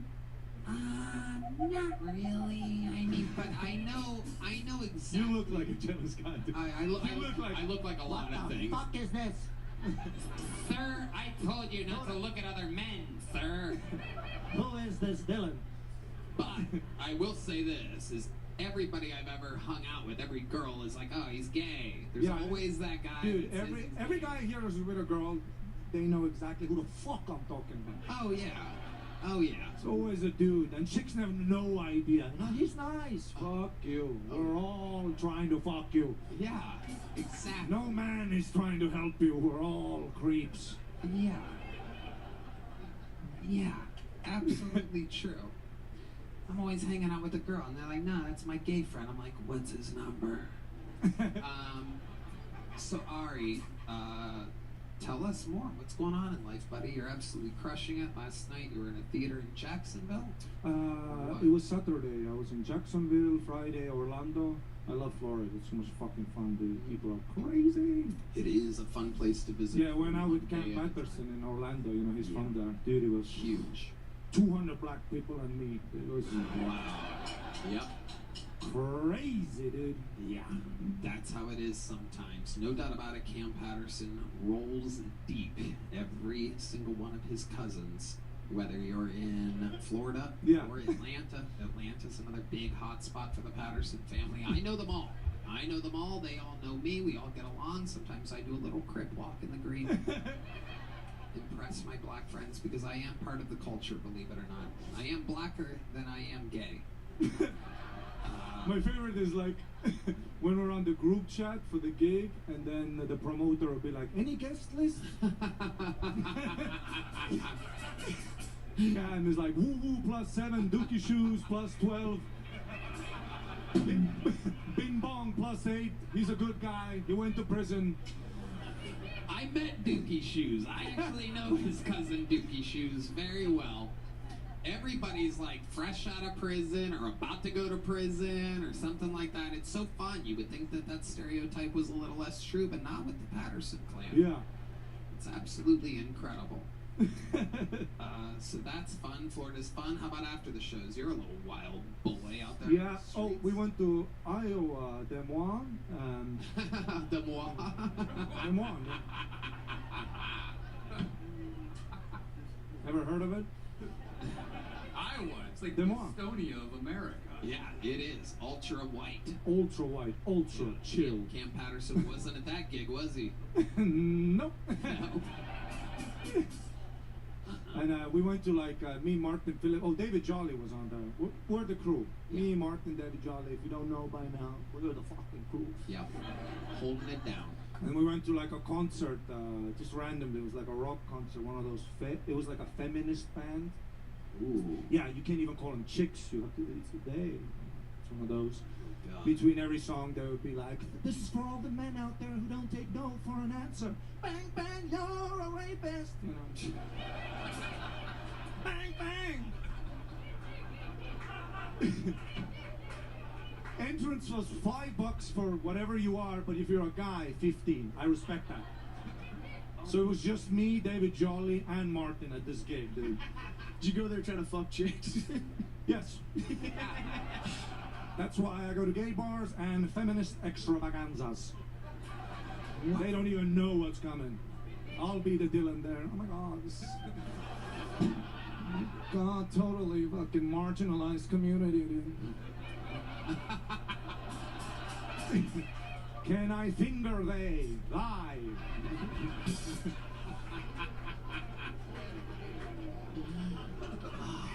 And then while they're rocking out this feminist extravaganza, while me and David Jolly were there, Martin was meeting us there because you know he takes time to get to places. I ain't got time to fucking wait for this fucking. Stoplights in Des Moines are short. I see me and David see Martin behind the window. He's like knocking on the window. I'm like, what the fuck? And he's got his dog, you know, Andy, the little fucked up dog. Martin Phillips has a service animal? Yeah, it's not it's just a dog. But a dog. Oh. In his sense, it's definitely a service animal. Yeah. Pretty sure everybody that's that handicapped, yeah. It's and he's out there with Andy, and then he texts me, they're not letting me in with the dog. You should have seen me, dude. Full Karen. I go straight to the manager. I Google federal law in America. You can't even ask why the dog is there. Fuck you. I just get. No, you should. Me and David Jolly too. He's like, yeah. You know. Dude, the owner comes to the bar and he's like explaining that it's law. If there's food being served, there can't be a dog around. And the dude, I'm fucked. I'm literally yelling at the bar like federal law. David's in the back showing the gun, you know, we're fucking... If the feminists on stage only knew the work I've done. And I got that motherfucking dog in, dude. Yeah! I love it. You are a legend and yeah, Ari Matty. And also, does anybody remember the time I went to Florida? I went to Tito Ortiz's bar, and I needed my fucking belt for the fucking raffle. That's right. Remember when Tito Ortiz fucked me? Yeah. And you know me, dog. I'm getting my fucking belt. So Heidi, can you bring out my fucking belt? Oh, wow. He won the Tito Ortiz. Tito Ortiz, where you at? Wow. That is incredible. How'd you end up getting it? Actually, Tito sent it to me. He's a very nice guy. He said... He's a very nice guy. He literally told me, you gotta stop Kill Tony people from coming in and calling me a liar and a thief and a scammer. No, he said it's a whole thing. People, groups and groups. Fuck you, Tito, liar. Where's the belt? I love that. That's the Kill Tony world. Don't fuck with us. Damn right. Very rarely do I sick the Kill Tony universe on anybody, so Tito, good job playing along.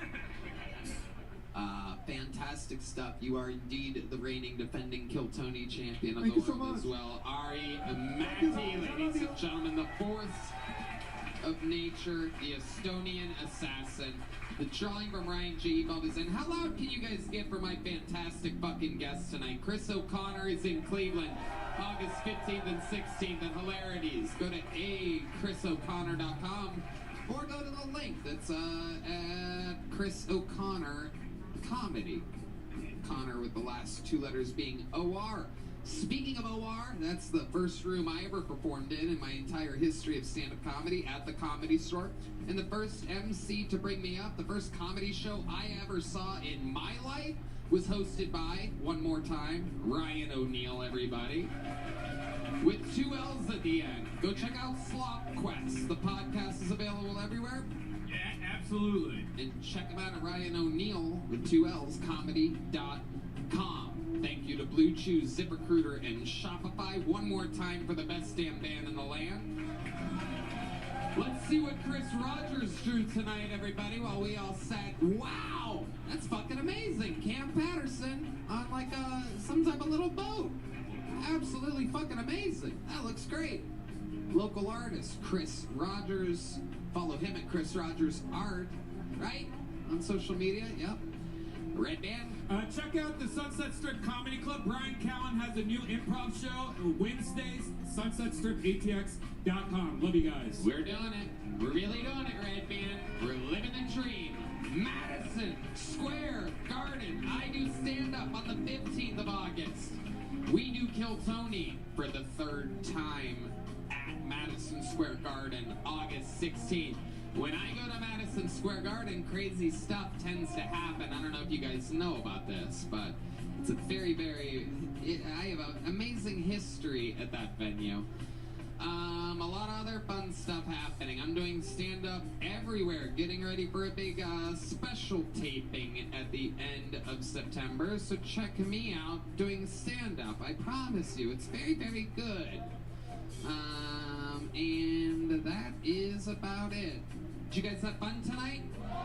Thank you. We love you. Good night, everybody. Thank you so much.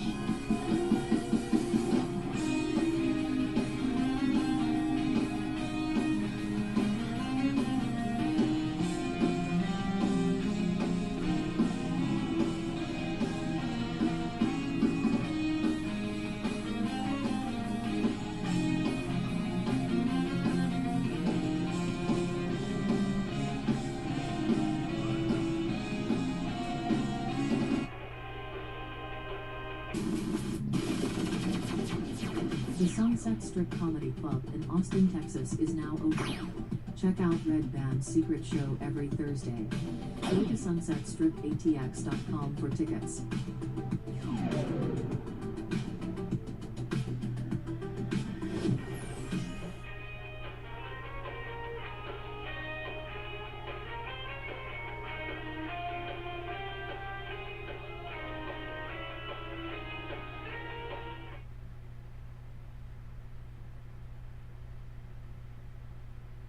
Believe it. You know what I mean? Like see it all the time and believe it and whatever you gotta do to protect that belief. My version of protecting that belief was I wasn't sharing this. Yeah, I wasn't even telling my mom. She knew I rapped. Yeah. She knew I did music, and to her it Don't was let like somebody knock you off. I'm not even gonna give my own mother the chance to try to bring me back down to reality. It's not gonna happen. Lead by Example with Bob Myers is presented for the people by Caesars Sportsbook. You bet, you get. With Caesars Rewards, must be 21 or older. Welcome to Lead by Example. I'm your host, Bob Myers. Today, J. Cole. Hey, appreciate it. What's poppin', man? How you doing? So, you and I saw each other. My first time I met you was on the phone. Yeah. And somebody said, "Well, you want to talk to you?" And I'm thinking, like, what's this guy gonna say? For sure. And what struck me a little bit was this guy. He loves basketball, and everybody. A lot of people walk around and say, "I love basketball." But you actually, you can kind of feel it. Does that ring true to you? Nah, I love it for sure. Even right now as we speak, like I probably haven't played in a week and a half, maybe going on 2 weeks, and I feel the missing of it. You know what I mean? Yeah. Like Yeah. I feel the missing of it. But I love to watch too. But Yeah. really, It's it's playing. Yeah, for sure. So growing up, you had your mom and your brother, right? And that was it. And you were born in Germany. You were born overseas. Yeah, I was born in Germany. My mother and my father were together, and then like relatively early. I don't even think I was one before they like split up. Yeah. So yeah, I was born in Germany. People think I'm German. That's the other thing, though. People think I'm German. The other thing, people think my mom is German. She's not German. Like I think if you go to like Wikipedia or something, I'll meet random people. It's been years though, by the way. I've never actually had even a moment to say it because it never came up. But it's been years, and somebody would come up to me like, "Bro, my mom's German too." Or boom, I'm like, "Bro, my mom's not German. Like, let me get my mom's from Michigan." But she was in the army. She went to the army when she was like, as soon as she turned 18, she kind of like got out of town, went to the army, met my dad in Germany because he's from Arkansas. Yeah. So they just like two kids that like one from Michigan, one from Arkansas, and they both left like as soon as they could. They got out of their hometowns and like met each other in Germany.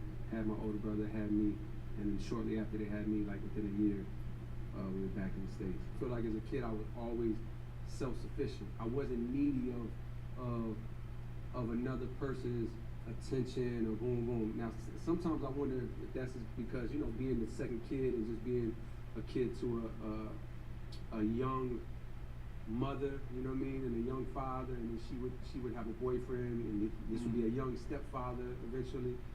Sometimes I wonder if it's just being a kid of young parents, if you just naturally learn, don't expect, don't expect. Nobody's gonna. Ain't nobody coming to save you. You know what I mean? For the most part. You got kids now. Yeah. I mean, Sure. it's also a lot of parents won't let that happen to their kid. They don't let their kids grow. They save them all the time. So you kind of have the opposite. That's real. You're kind of like yes, complete opposite. I had a very long leash. So what about discipline? Nah, I missed that part. Like the discipline. You mean you didn't need it? Didn't have it? No. The discipline that I had. It depends on what type of discipline. Okay, discipline. Like you had to step out of line. Like something in your life as a kid. Who grabbed you and said you can't do that? Oh, disciplinary action. What was the dumbest, stupidest thing you did? At 6 years old, I was smoking cigarettes regularly around the neighborhood. How does that even happen? Like, just being around the neighborhood. And so you're 6. I'm 6. The thing was my brother's 4 years older than me, almost 4 years older. And he's smoking too? No, that's the wild thing. It was just I was always hanging around the older kids in the neighborhood that he was hanging around, and they were smoking, and I was young and fearless and trying to be cool. So it was like, oh, y'all smoking? Like, let me see that. Yeah. You know what I mean? And of course, we're all out there kind of like young parents with like long leashes. Not like my mom knew I was doing this. Yeah. She was just, my mom comes from first of all, my mom got 10 brothers and sisters. She comes from maybe 9 brothers and sisters. She comes from a massive family with a single mother, type of broken home type of thing where they all raised each other. Sure. And she comes from a small town where it was like, yo, you leave your door unlocked. She comes from where you can let your kid, like I was out, and she allowed me that, probably like she was just out there. And I think back then it was probably a little safer to be just out roaming. So while I'm out roaming, of course, my mom has no clue that her 6-year-old son would try if it. I see a 6-year-old, it's wild. Nobody said, hey. No, see, that's the life-changing moment. This was literally a life-changing moment. I guess it's kind of getting to what you're asking. I literally remember, I'm 6 years old. I'm smoking with these kids in the neighborhood that are older than me, and to them it's funny. They're 10 themselves, so it's funny for them to see, like, nobody's really worried about me. Like, hey, don't do that. You know what I mean? They just like they're 10 and smoking cigarettes. You know what I mean? So like, they're not. It's not like they're gonna say, hey man, maybe you shouldn't do that. No. So I'm smoking with these older kids. This is going on for 2-3 weeks or something.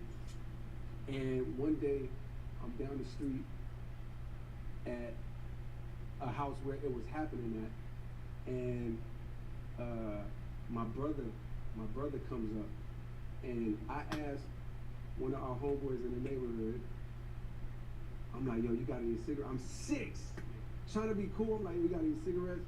My brother hears this for the first time because he didn't know what was going on. My brother hears it, and he's like, what are you talking about? Like, Tremaine, shut up. Like, he's shut up. That was my brother's energy. Just shut up. Like, Tremaine, shut up. Like, what you talking about? I'm like, oh, he don't know.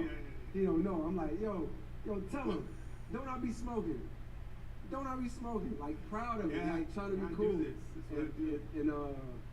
And so they confirmed it. They was like, yeah, he be smoking.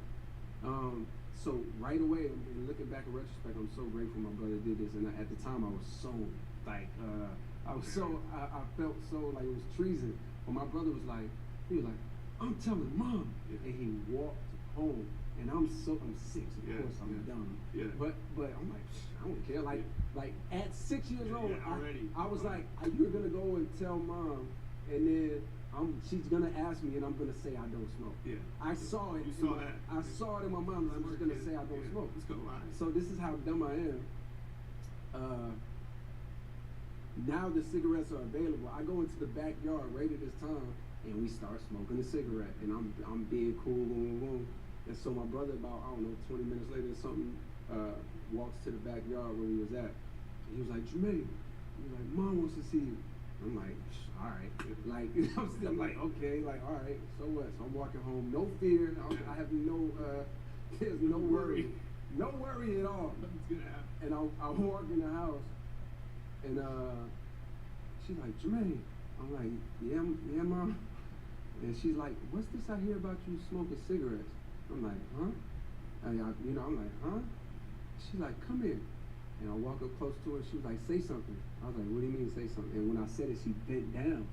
And, she smelled the cigarette smoke on my breath. And this was the life-changing moment right here because I saw her face. When she smelled like cigarettes on my breath, her face was like, it was like heartbroken, it was disbelief, it was like crushed. I remember the look on her face, and she was like, you have been smoking. Like, it hit her like that. Her baby, I'm the youngest of 2, that her baby, who's 6, A, is capable of smoking cigarettes, and B, capable of lying dead to her face about it.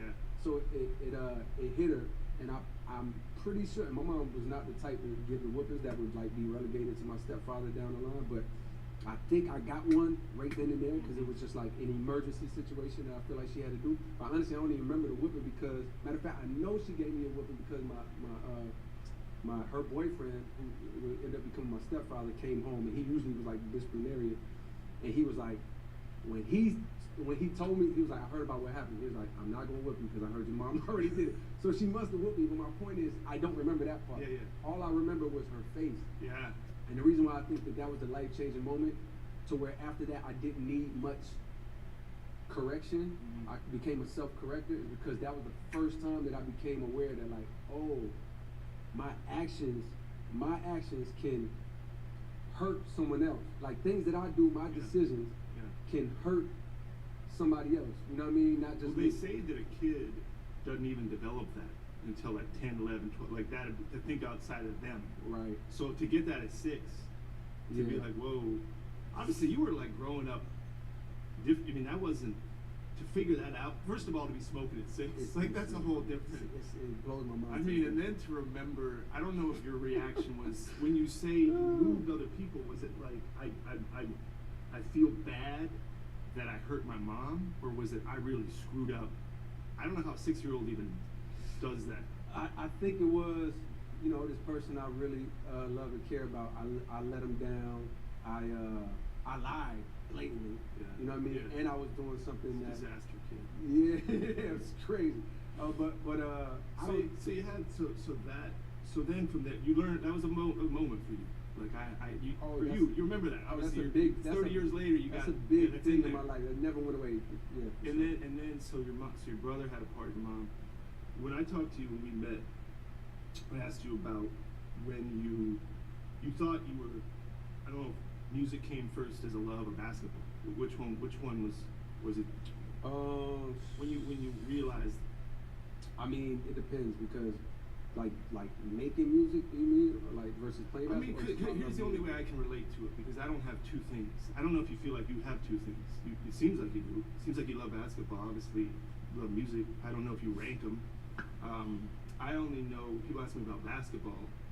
It's when I answer that I say it's the only thing I know in life. It's the only thing I know, and I say when I'm driving my car and I see a basketball hoop or a game of 2-on-2 or 1-on-1 or 3-on-3 at the park, I can't not look. I have to. So I can't not be around basketball. So that's the only way I know how to describe basketball. When you say music or basketball, a lot of the players I'm around want to be musicians. A lot of musicians want to play basketball. But I don't know if you can equally love those two things the same. Yeah. But you're one that I don't know. You tell me. No, I understand your question. I think my first love, meaning as a kid, 4 or 5 years old, it was music. Before I loved listening to music, pretending that I'm Bobby Brown or pretending that I'm Michael Jackson. I loved that first and foremost. I remember that I had the Michael Jackson tape at 4 years old. I had a Bobby Brown tape at 4 years old. I just remember the love of listening to music. Then basketball came years later because just like, everybody around the neighborhood was playing basketball. Of course, you're a kid. Everybody's going to the NBA in their mind. That was me. But I think actual love, from what you're saying, I'm clarifying it in my mind now. Actual first love, because to me, love is like it's an action. You know what I mean? Like it's an action word in a sense where it's like it doesn't have to just be an action word, but in the sense of this question, I see it as an action word. So even when I was playing basketball, it was delusion. It was like I thought that I was just like a 6-year-old that thinks he's going to the NBA. You have Steph Curry that maybe thought he was going to the NBA and had a good reason to think so. Maybe had early skills and early signs that put him. His dad played right. So it's like I can do this. Yeah, it's not far fetched. But then you have me at 6. Yeah, I'm going to the NBA. It's like you're on no path. You don't have the early skills or early signs. It's just a delusion. So I think my love for basketball. Yes, I love playing. I was highly competitive, but my love was not in the form of work. I didn't have anybody to show me, hey, if you really love this thing and you really want to go do it, here's how you express your love for it, and this is how you get to where you want to go. I didn't have that. I had like it was really play. You know, it wasn't.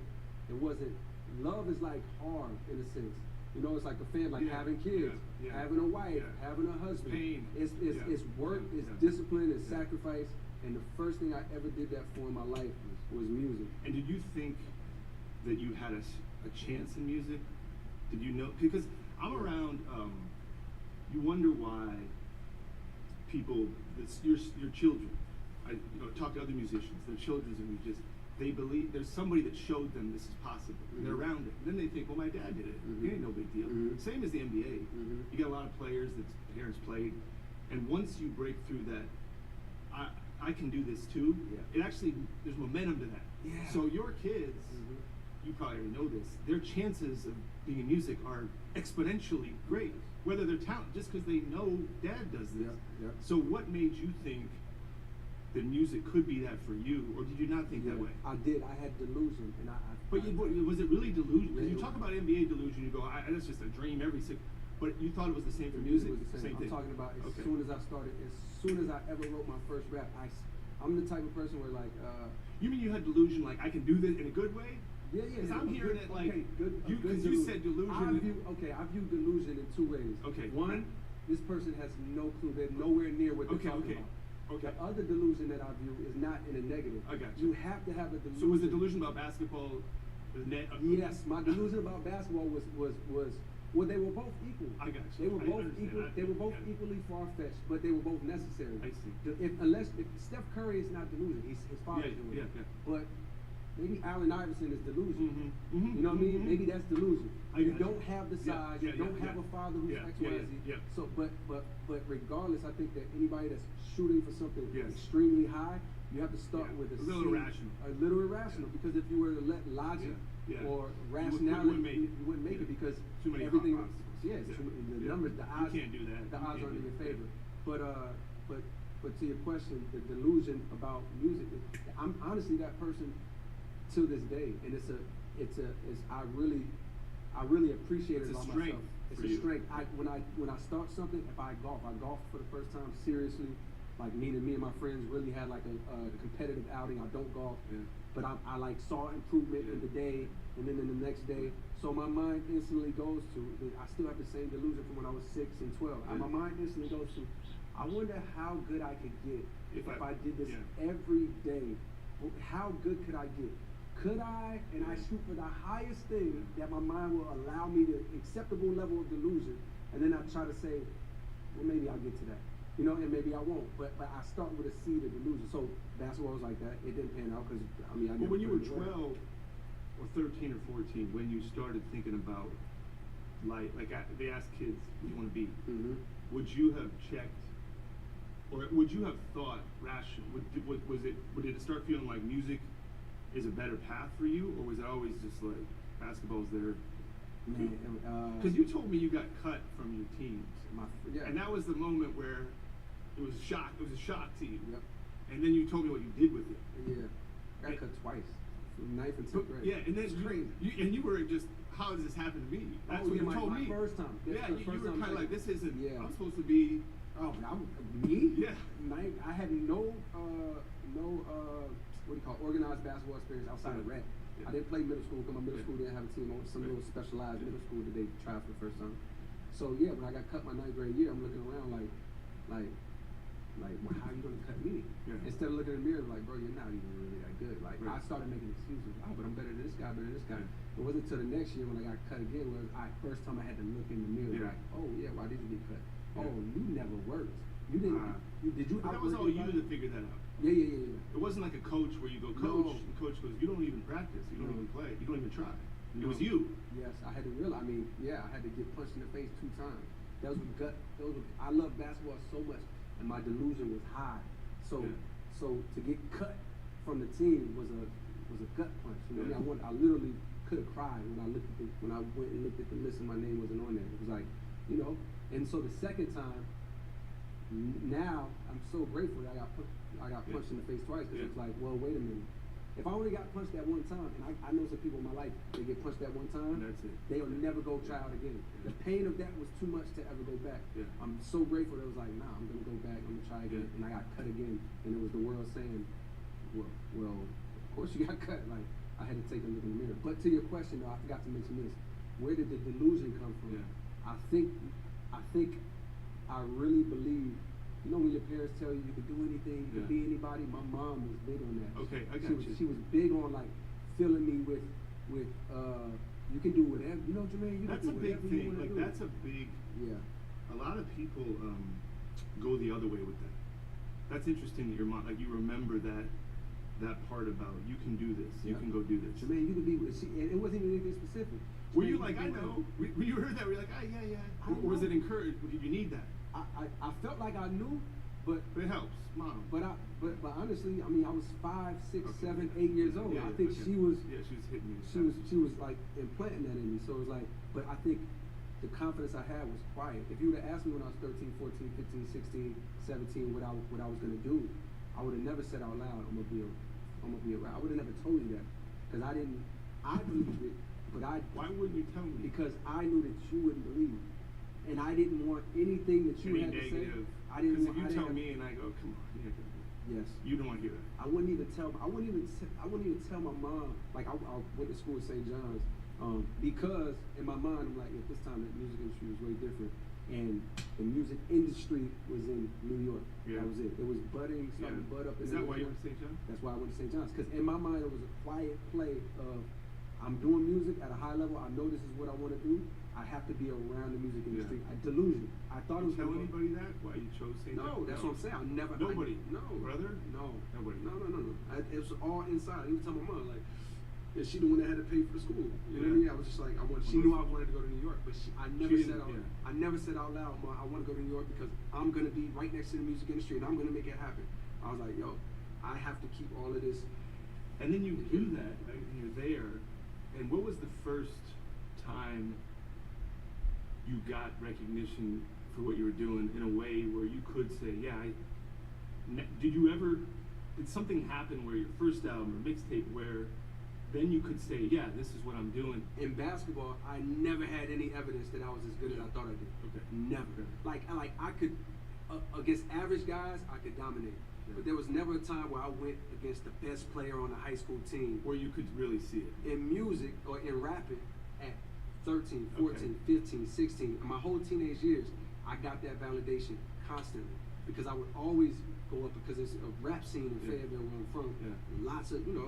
Lots of kids my age rapping all over the city, kids older than me rapping. In every situation around the city where there was a cipher's a bunch of dudes in a circle taking turns rapping, right? Somebody might be beatboxing or maybe there's no beat, and everybody takes turns rapping. Every one of those moments I got in, which was frequent, maybe at least one night a week, sometimes 2 nights a week in different little locations. Maybe it's at the movies, maybe it's at the high school game, maybe it's in the hallway of the high school gym, maybe it's at the skating rink. Yeah. Every time one of them situations popped up and I stepped in, it was complete validation because the reaction was insane. Yeah. You know, that Yeah. it was probably what the top guys in basketball would feel when they're on their game. So you knew you got that, but I knew I had something. I like how you used the word delusional in a positive way. Mm-hmm. So that made you what you are, right? That belief. Mm-hmm. But then you're getting it in music, in the ciphers and where you are in basketball. You're kind of like, well, that'll come later, or you kind of know at that time. I think around. Well, first of all, I get cut once. Yeah, right. I get cut twice. I know I'm not that guy. Okay. There's no part of me that think I'm still that guy. Yeah. No, now I recognize. Now I recognize the mountain that I gotta climb. Yeah, I got you. My delusion, it was more realistic at this point. It was, do I want to climb this mountain? As a kid that just got cut 2 times from the team and had to work. By the time I was a senior, I was starting, had to work my way up to there. Do I want to continue to climb to be a college walk-on, to go from a college? I saw my future, like, yo, like if I work hard enough, because now I understand in basketball, I understand the power of hard work. If I work hard enough, I could walk onto a team. I believe in my ability to at least walk onto a team. But then if I work hard enough, could I get some consistent playing time by the time I'm a senior? If I do that, could I then go overseas, keep working, and be one of these, like, I remember Jamario Moon's name at the time. I always came out of nowhere, played in mad leagues, but you could tell to have that level of determination. It's like Gary Payton. It's like you just have a level of determination, and I saw that for myself possibly in basketball. But then I saw in music, it was I couldn't do both. Right. So eventually at some point it was like, yeah, exactly. When was the moment where you said, this is gonna be my life? This is my career. I can do this. And you just knew that, or did you always? There was no other option. That was always. Was it? That was gonna happen. That was gonna happen. There was no. Was there anybody that you respected when they said to you, "Hey, you're great at it"? Like, was there one moment where somebody, some kind of like reaction to what you did? Some person coming up to you? Oh, lots of those. When I was all of those moments I told you about in the ciphers, when I would just, say a line and the whole cipher would disperse, like it's like a movie moment, like 8 Mile or something. Oh, those were validation moments. There was a group in Fayetteville called Bomb Shelter that when I was 14, 15, I linked up with because I was like, yo, they're from my city. They do professional sound of music, and they were amazing to me. So the first time I went over there and recorded a song, and I saw everybody's reaction to the song that I recorded, with more validation. When I played this song for my friends, you know what I mean, and I got the reaction from them, more validation. When did it become like I gotta there's the part where you just love doing what you're doing, and then you realize how am I gonna what image, who am I gonna be in this business? Like, what do I want to be? How do I stay true to what you do? Because I'm sure a lot of people are telling you gotta do this, you gotta do that, and it seems to me, I know you not super well, but a little bit, you're kind of like, you're pretty strong about this is what I'm doing. Mm-hmm. I can hear what you have to say, but I'm going this way. Mm-hmm. And that seems not that hard for you, but I don't want to diminish all the polling that you have. Like, you got to do this, you got to do that. It seems to me you're pretty centered and peaceful in what you choose, Mm-hmm. but there's got to be pressure in that, should I be doing this, should I be doing that? Mm-hmm. And then you get more successful, and then more people are telling you how to live, Mm-hmm. how to be. How do you kind of stay with you? I mean, I had to learn that lesson, obviously, through the years.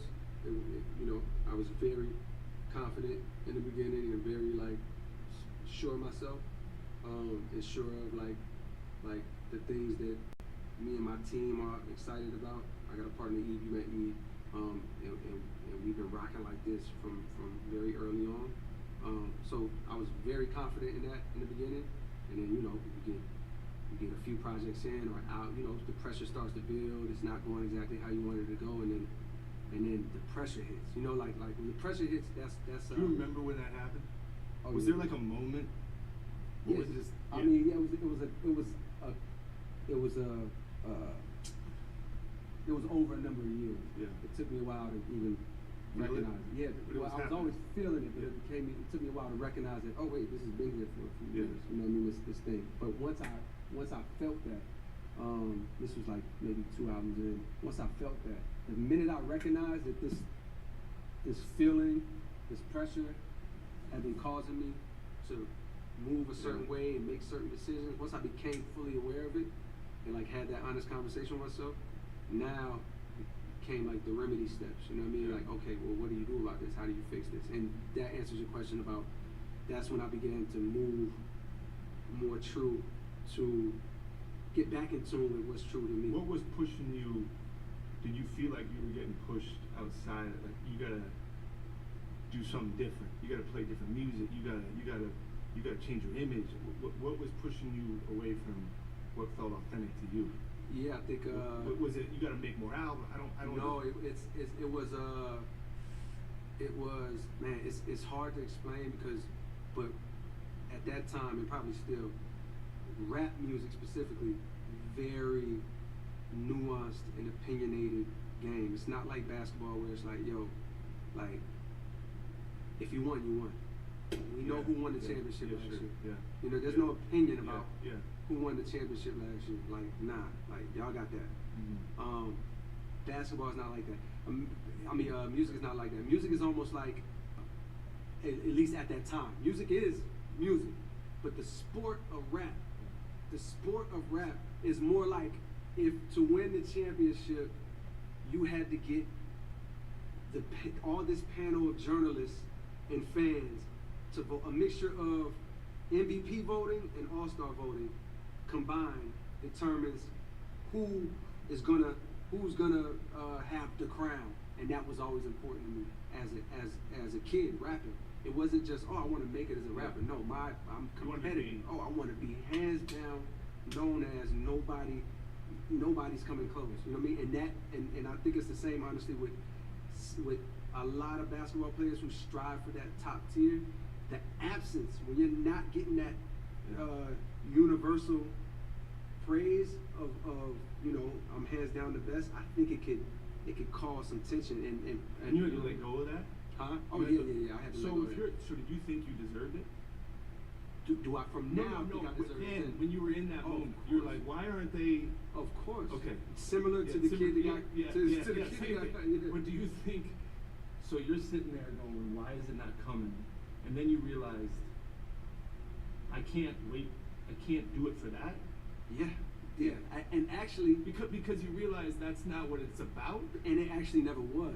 Like, yes, I was competitive, And yes, I always wanted to be in the cypher or amongst any rappers that I knew or any rappers that you heard. Yes, I wanted to be the best. The same way when I step on the basketball court, even back then, the best guy on the other team, I want to guard him. I want him to guard me. I want to quietly, quietly destroy him. That was my mission. It was similar in rap.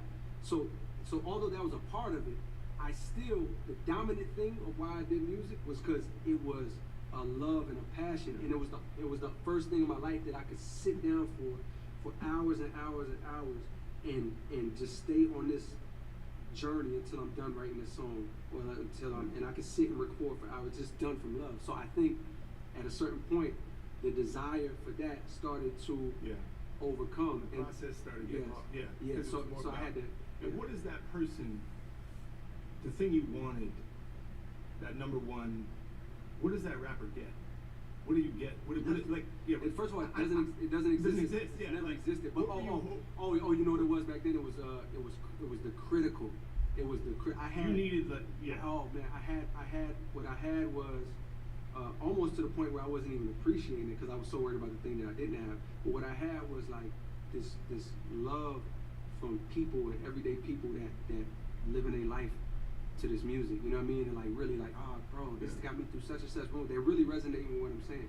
But there was not from a critical standpoint, the journalists, a certain type of journalist too. Honestly, I realized it was like it's a certain segment of that it was just like, oh man, they're not even. And that's what you were.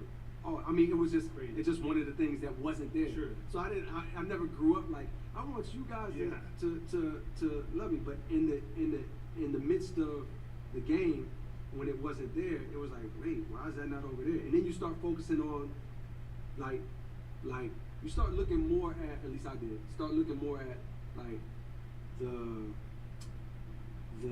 lack more than the surplus. Yes, you know what I mean?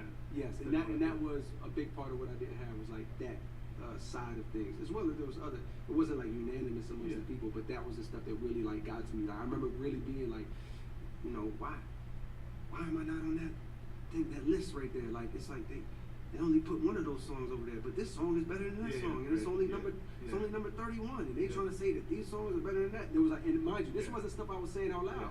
These were internal conversations that were like damaging me. You know what I mean? It took me a while to like catch myself. What did the Grammy do for you, and what did it not do? Oh, because I only understand it from winning a championship. That's me. Oh yeah. Somebody said, "What does winning a championship mean?" I'll say, "I'll tell you what it means, and I'll tell you what it doesn't mean." So for a Grammy for you, nowhere. What do you mean nowhere? What is it? What do you mean? Nah, like I used to have a Grammy. Like you know how you put a screensaver on your computer back in the days or whatever, or your background. Oh, it was so important to me. Like so had I won it early on, I think it would have validated all of those feelings I had for it. Of like, oh man, and maybe it would have felt like a championship at that point. I'm not sure. The fact that it didn't happen, and then it didn't happen, and then it didn't happen, it allowed me to even reflect now and be like, wait a minute, like first there was the same feeling of like, wait, why they not rocking with me, boom, boom, and then after time and like you know, more time of sitting with myself, it becomes clear that it's like, oh wait a minute, like, you know, those things weren't for you, you know, and then when it actually came, it was almost like I'm not in love with this thing anymore. You know what I mean? Like, so it couldn't feel like a champ. And not to mention, bro, I won a Grammy with somebody else. Yeah. It ain't even like it was me as a feature on somebody's song. It ain't for nothing I did. You know what I mean? My Grammy, but to your, I think this will answer your question a little better. Like, that's nowhere close to a championship to me, the Grammy, but there was an album that felt like a championship. You know what I mean? There was the releasing of an album. There was the making of this album I got called Forest Hill Drive, and the releasing of it, and the tour. That was a championship run in the way that, like, you know, I would look at how the Bulls look at, you know, the Last Dance, or how you guys look at one of you guys' championship. Like, that was the feeling. So, and then, guess what? That album didn't win a Grammy, and it's like it meant nothing. Like it didn't.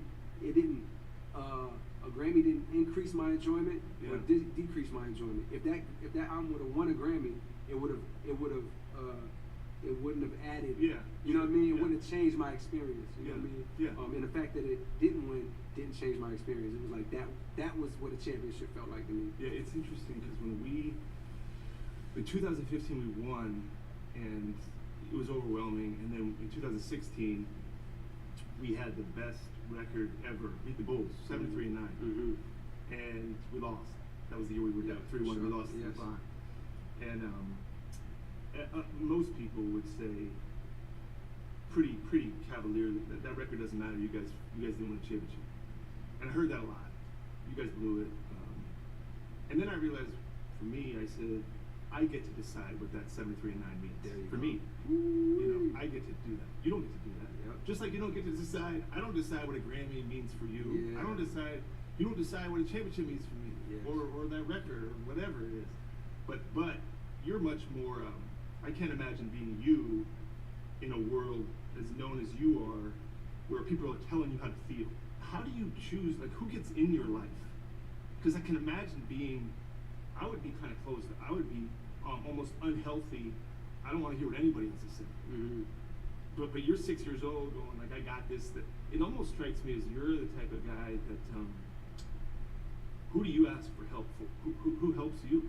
I got close friends. People that are like, hey. Yes, I got close friends and family in my quarter that I could talk to. If I ever need to, they're there. But I'm gonna tell you the truth. I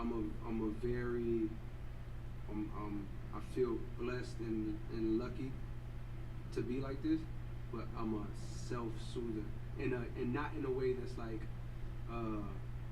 in a way that's dangerous, or in a way that's like, no, like I've from a very young age, I've become very good at problem solving, self-correcting, self-reflecting, self-adjusting, letting things go, recognizing if I'm not letting something go, doing the proper work to let it go.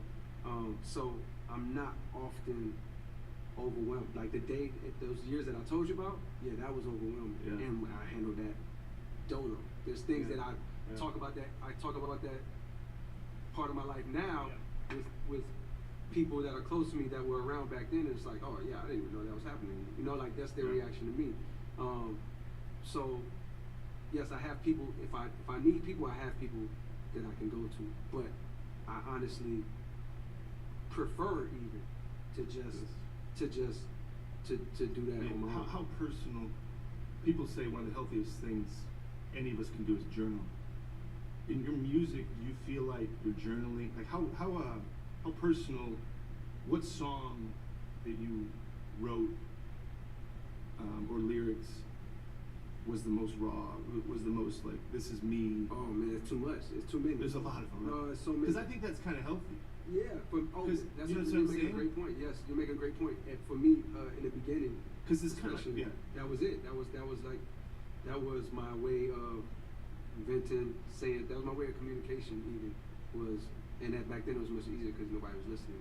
You know what I mean? Now it's like, actually, if I write it, even it's like, I don't know if I even want y'all to hear that. People hear, I guess. But it's still the same therapeutic process of like getting it off, and so yeah, that helps. But more so than that, honestly, man, it's like honest conversations with myself. You know what I mean? Like that is more healthy even for me than journaling. Like checking in with myself. How you feeling? Oh, what's going on? You feeling a little different? Okay, what is that? Oh, what can you do about that? Well, maybe we should, do a little meditation, maybe, or maybe we should just look at it a different way. Maybe you should just let that go. Like, and even how I'm saying it, I don't even think there's words. It's just a feeling. Well, it's interesting because we talked. I saw you in New York, and I asked you about what you were doing, and you were telling me you hadn't. There was a certain place where you could write. Remember we were talking about where you could write music. Yeah. And you hadn't been in that environment in a while. And then you were like, I forgot this is a place I write. Yeah. And it was interesting to me. To do what you do, you have to be really in touch with yourself, right? Because you can't fake. I'm not handing you lyrics. Yeah. And you're just singing them. Yeah. There's a difference between writing a book and reading a book. Yeah. And you're doing both, and you're sending it out to the world. So I guess what's interesting, I hear what you're saying, and I'm like, wow, how does somebody take all that in by themselves? But then you have to be in touch with you to write. There you go. Right? Yes. I spend a lot of time by myself. Like, I spend a lot of time with myself, not by myself because I'm constantly surrounded by family, but when it's work time, because nobody can help you do. There you go. I'm the only one. I'm the only one that can at least get it out the way that's pure. I could always. Yeah. Maybe there's a time in my life in the future where it's like I'm more collaborative. I'm not even working on my things. Boom, boom, boom. I actually love when like producing for other people, like and being able to having it not be about me. But as long as it's my thing, yeah, I got to spend a lot of time with myself and in my thoughts. And that's always been me. There was only that few year period I had in my life where that was like unhealthy because my thoughts were spiraling, and I didn't quite yet at that age have the awareness to know where how low they had gotten, and then B, I didn't have the tools yet to self-correct. Now in my older age and maturity, it's like, oh wait, I'm way more aware when something's going on, if something's going on, and then have way more tools on deck for myself to like self-correct. Caesars Sportsbook is not just an app, it's a whole empire. Iconic casinos, hotels, world-class restaurants. It's all yours with Caesars Rewards. Because every bet you place, win or lose, earns reward credits, which you can redeem for hotel stays at over 50 destinations, meals, tickets, merch, bonuses, and more. Get started today. Create an account with promo code OMAHA-FULL. As far as being a leader in this, do you think yourself, or in your industry, do you even talk about it like that way? No. You don't. I don't look at myself like that because like you don't even. I just don't even think like that. Yeah, it never even enters my mind. But when you say that, I'm sure there's someone out there who's like, you know, who's in the same way that I did, looked at people that I don't actually know. Yeah. You know what I mean? Yeah. As a North Star and guiding light to get to where I want to be. You know what I mean? And yes, I had those along the way. I had when I was a kid, I was Tupac'd out, Nas'd out, and Jay-Z, Kanye, Lil Wayne, Andre 3000. So, you know, I have these life-changing people who in some way, shape, or form I was looking at as for guidance, whether it be creatively, musically, or like just how I thought they were living their life. And the truth is, even the kid that out there that like, you know, maybe views me as a leader, he doesn't really know how I'm living day to day. You know what I mean? So he just has to fill in the blanks. What would you say, let's say, this doesn't happen in your, sometimes I teach or they ask me to come speak to students. It's different in your industry. I'm sure you've spoke to people. Mm-hmm. What if it was sitting out there with kids from 12 to 18 to 10, and they're all from all over the U.S. or anywhere, and they're like, hey, tell me what to do. Tell me how to get to where you are. I think there's two key ingredients, maybe three, but one is see yourself as high as you possibly can see yourself, right? So if someone wants to like be in the NBA, like they want to be an NBA player, to me that's not enough. Yeah. There's a wide range of NBA players, right? Yeah. There's an NBA player that never saw the floor. Mm-hmm. You know, he sat at the end of the bench his whole career, and they never re-upped his contract, and then he had to go fight in the G League, boom, boom, boom. He was in the NBA. LeBron James is in the NBA. Who do you see yourself as? And there's no right or wrong answer. Clarify and define your vision for yourself in the highest possible way that you can see it. Do you want to be a 12-time All-Star? Do you want to be a league MVP? Do you want to be, you know, you want to set the three-point shooting record? Be as specific and see yourself as high as you possibly can, right? That's your first job, is to see it as high as you can see it. Be delusional even, to the point where to where your mind, right at the apex of what your mind believes is possible, maybe push past that even a little bit and define it. And then number two is like believe it. You know what I mean? Like see it all the time and believe it, and whatever you gotta do to protect that belief. My version of protecting that belief was I wasn't sharing it. I wasn't telling my mom. She knew I rap. She knew I did music, and to her it Don't was let like somebody knock you off. I'm not even gonna give my own mother the chance to try to bring me back down to reality. It's not gonna happen. You know what I mean? Like not gonna happen. So number one, dream as high as you possibly can. See yourself. Not even dream. See yourself as high as you possibly can. Define that. Don't just say I want to do such and such. Because if you mess around and get such and such, you're gonna be mad that you didn't Yeah. think about higher. There's a lot of people that do that. They're like, man, why didn't I think about being this instead of just this? Because at the time you thought just this was it. But do the thought work and see where you really want to be. 2, believe that it's possible and protect that belief. And then 3 is work towards it. You have to do the work, and because you love it, it's not always gonna feel like work, but sometimes it is.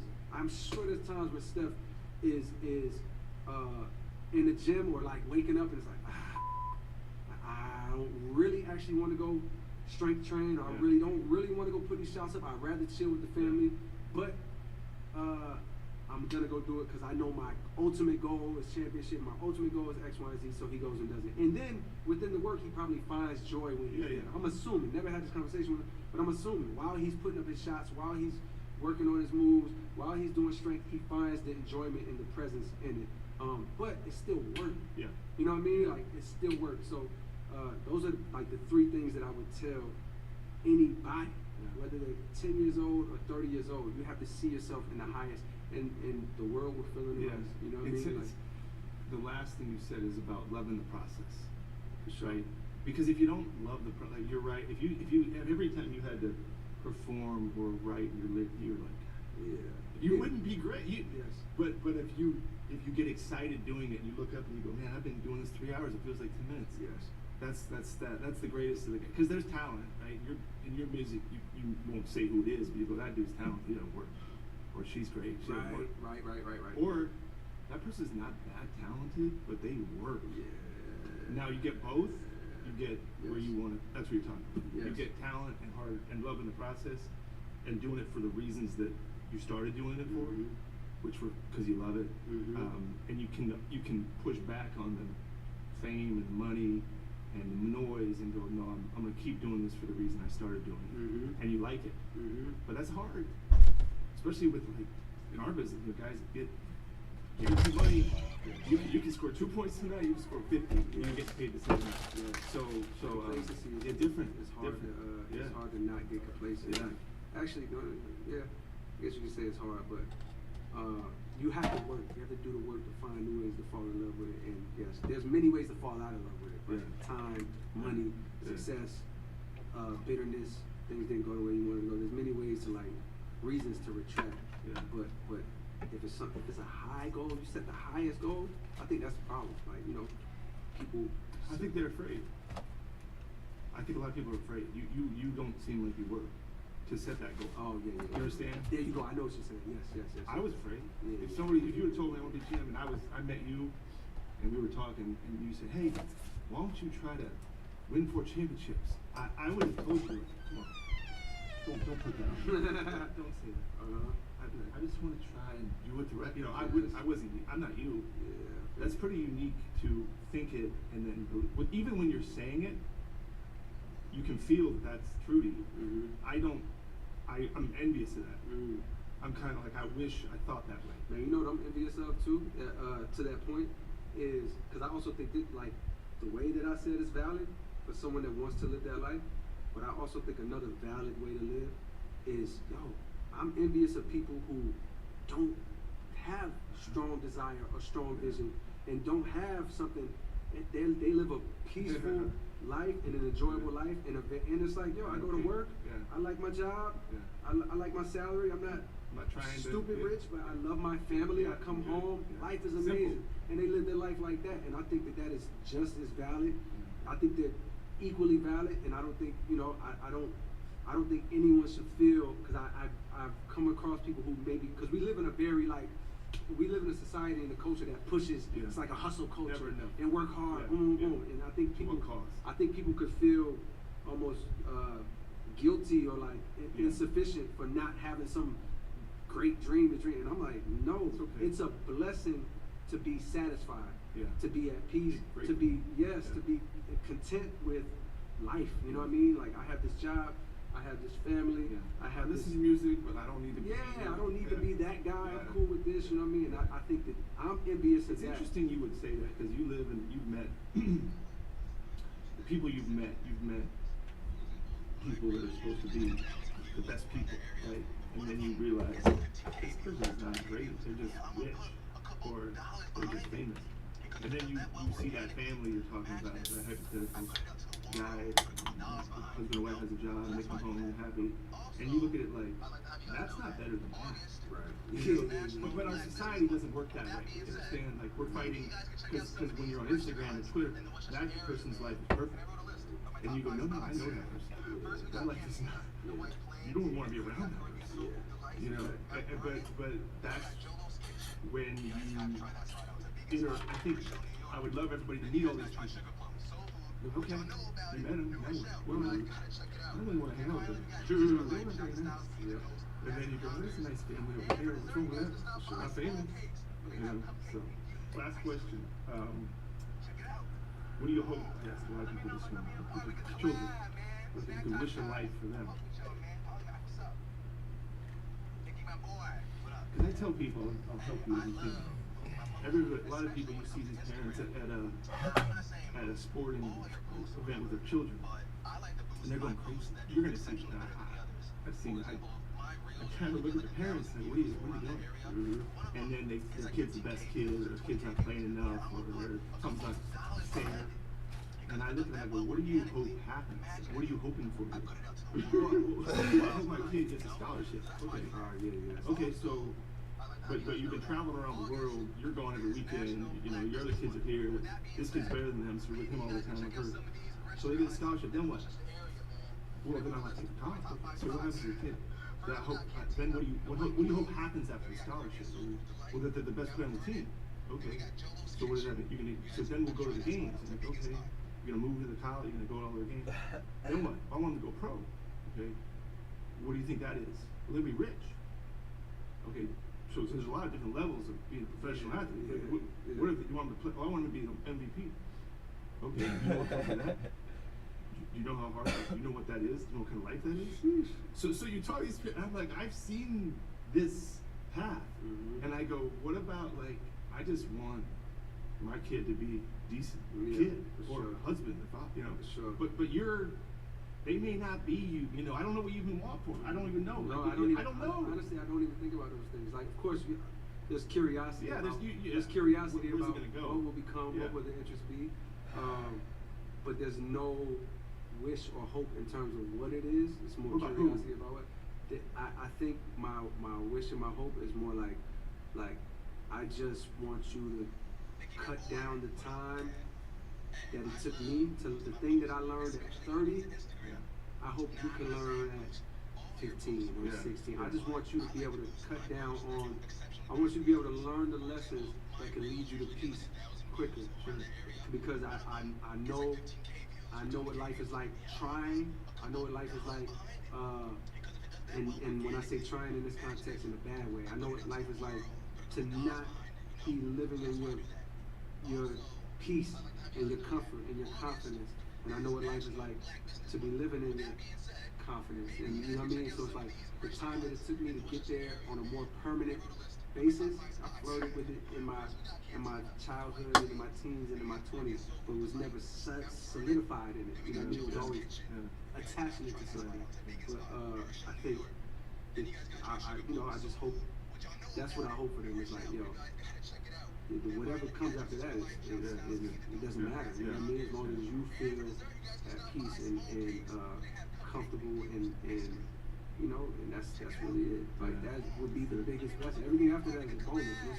Once you just enjoy life on a content level, it's a bonus. It's the difference between a person that needs this. I was probably that. I wanted this. I had this desire and this goal. But there's a weight with that, right? There's a weight. There you go. Yeah. And then the absence of that is hurting. And I feel like true peace is I can have this desire, but the absence of that desire is not. You know, it's not okay. It's okay. You pass that little cupcake spot that I go to on the way here. Like, I love this spot. It's like, yo, I have a desire for this cupcake. If I don't get it today, it's cool, no problem. You know what I mean? Like, maybe I'll get it another time. But the absence of that isn't pulling at me. But I think a lot of us, we have this high thing that we think the peace will come. Well, that's for me. Like, and I'll finish. You know, that's what I was about the Grammy. Some people think the Ferrari, the mansion, the Grammy, the NBA chip, they think that does it.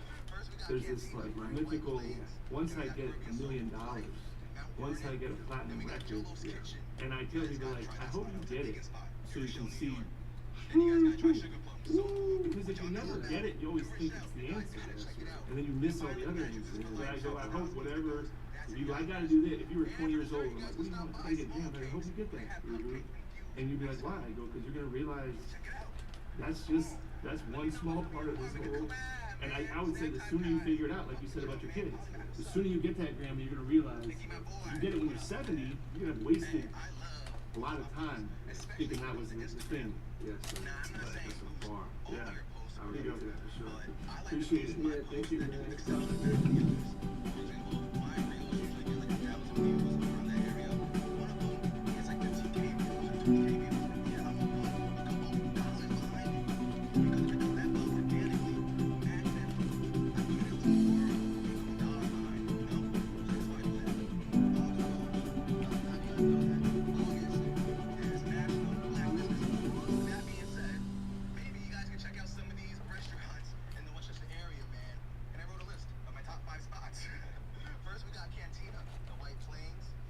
It was devastating. It was totally devastating to the point where it just let out tears as soon as they said that. No one wanted to say shit. He just couldn't say nothing. And I was just, this is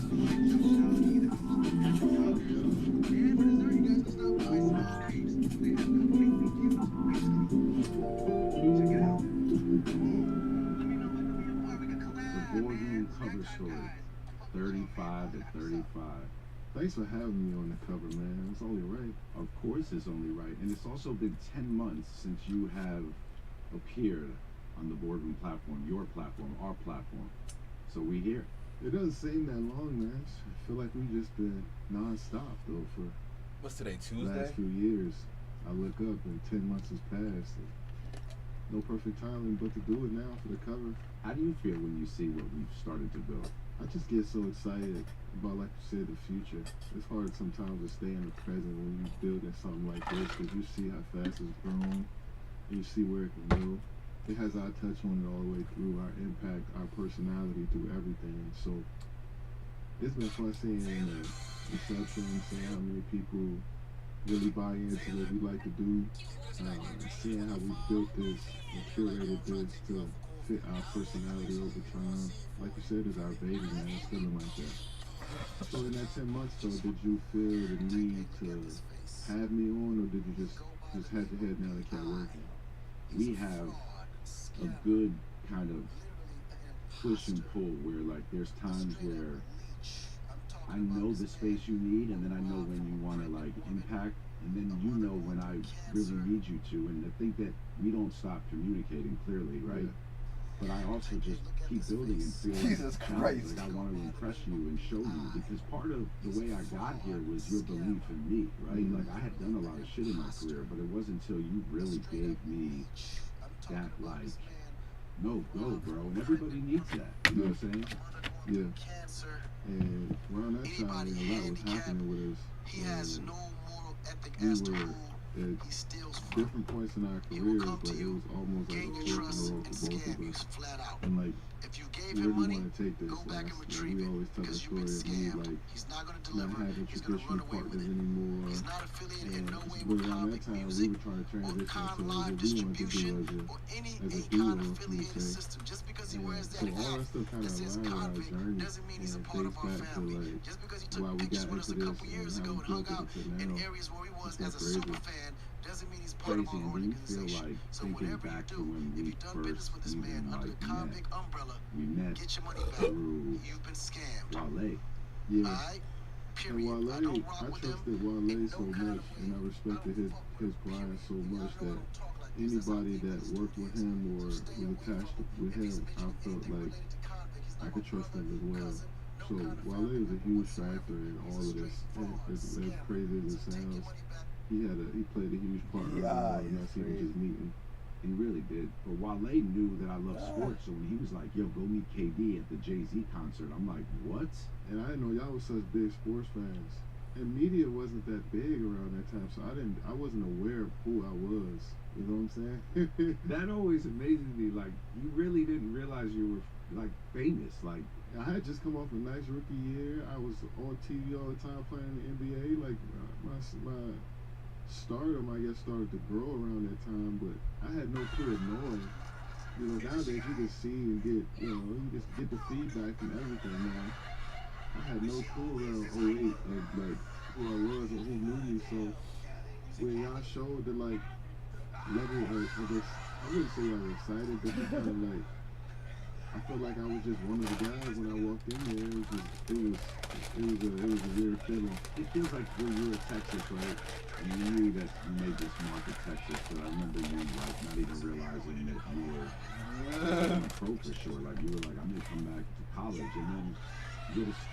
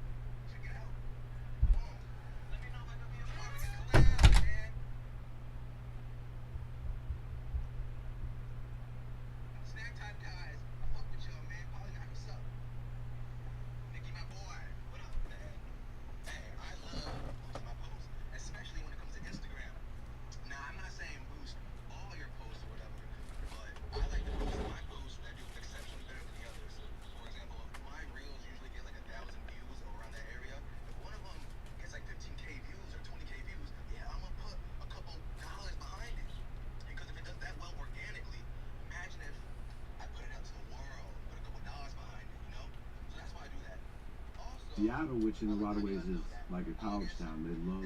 Yeah.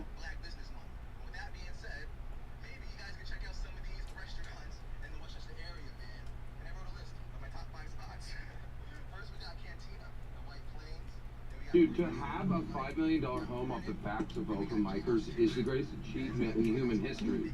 There's nothing better than that. To watch Casey Rocket sweat so he can buy a second lake house is brilliant. Alright, so it looks like Tony Hinchcliffe finally got canceled, but not really in the way that he's always fantasized about. You see, instead of getting canceled by the evil woke mob for saying an offensive slur, Tony Hinchcliffe was literally canceled by the WWE after he couldn't sell enough tickets for his SummerSlam event, an event that was going to be based entirely around Tony's comedy. Pretty hard pill to swallow for the comedian known to have the largest ego known to mankind. Look like Tony's ready to suck dick in any body of water.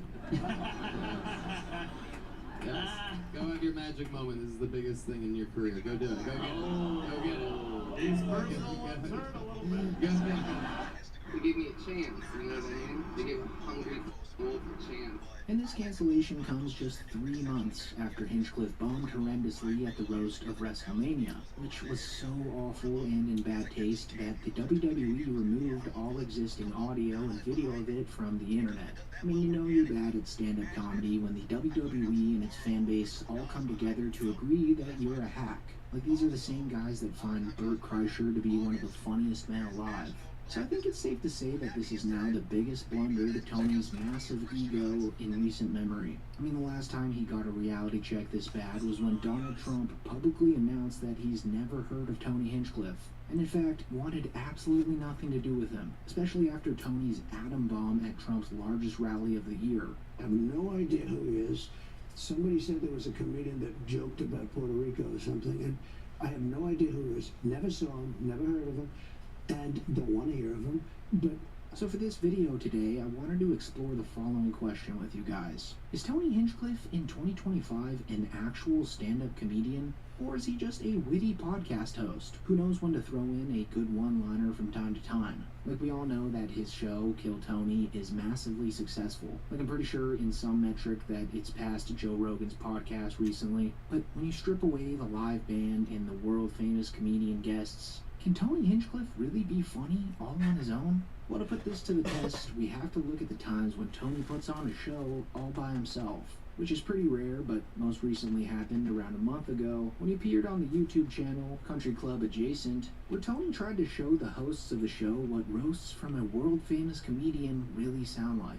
Wow, look at this meeting of the minds. It's like a manager and a pitcher at a Little League game. We're gonna keep you in it. One more inning. And by inning, I mean inning and outing it up. Children's butthole. Because here he is. Once again. Tony wrote for 6 months. The mayor of molestation.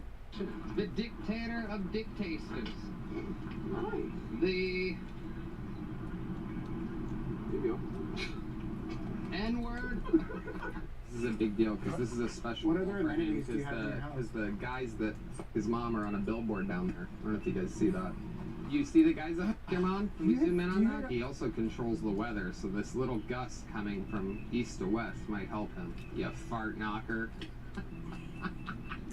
I love that I have literally the worst recorded backups in the history of the show. They are. Fart knocker, bibbity bobbity.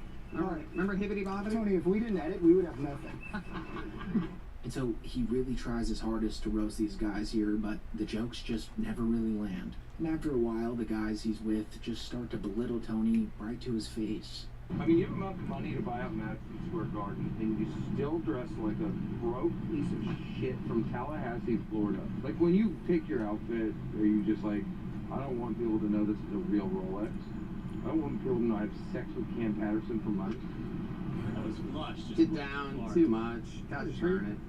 And the reason I'm labeling this as belittling instead of roasting is because you can really tell that Tony's not too happy at the guy suggesting that he's wearing a fake Rolex, or that his outfit style doesn't scream that he's rich.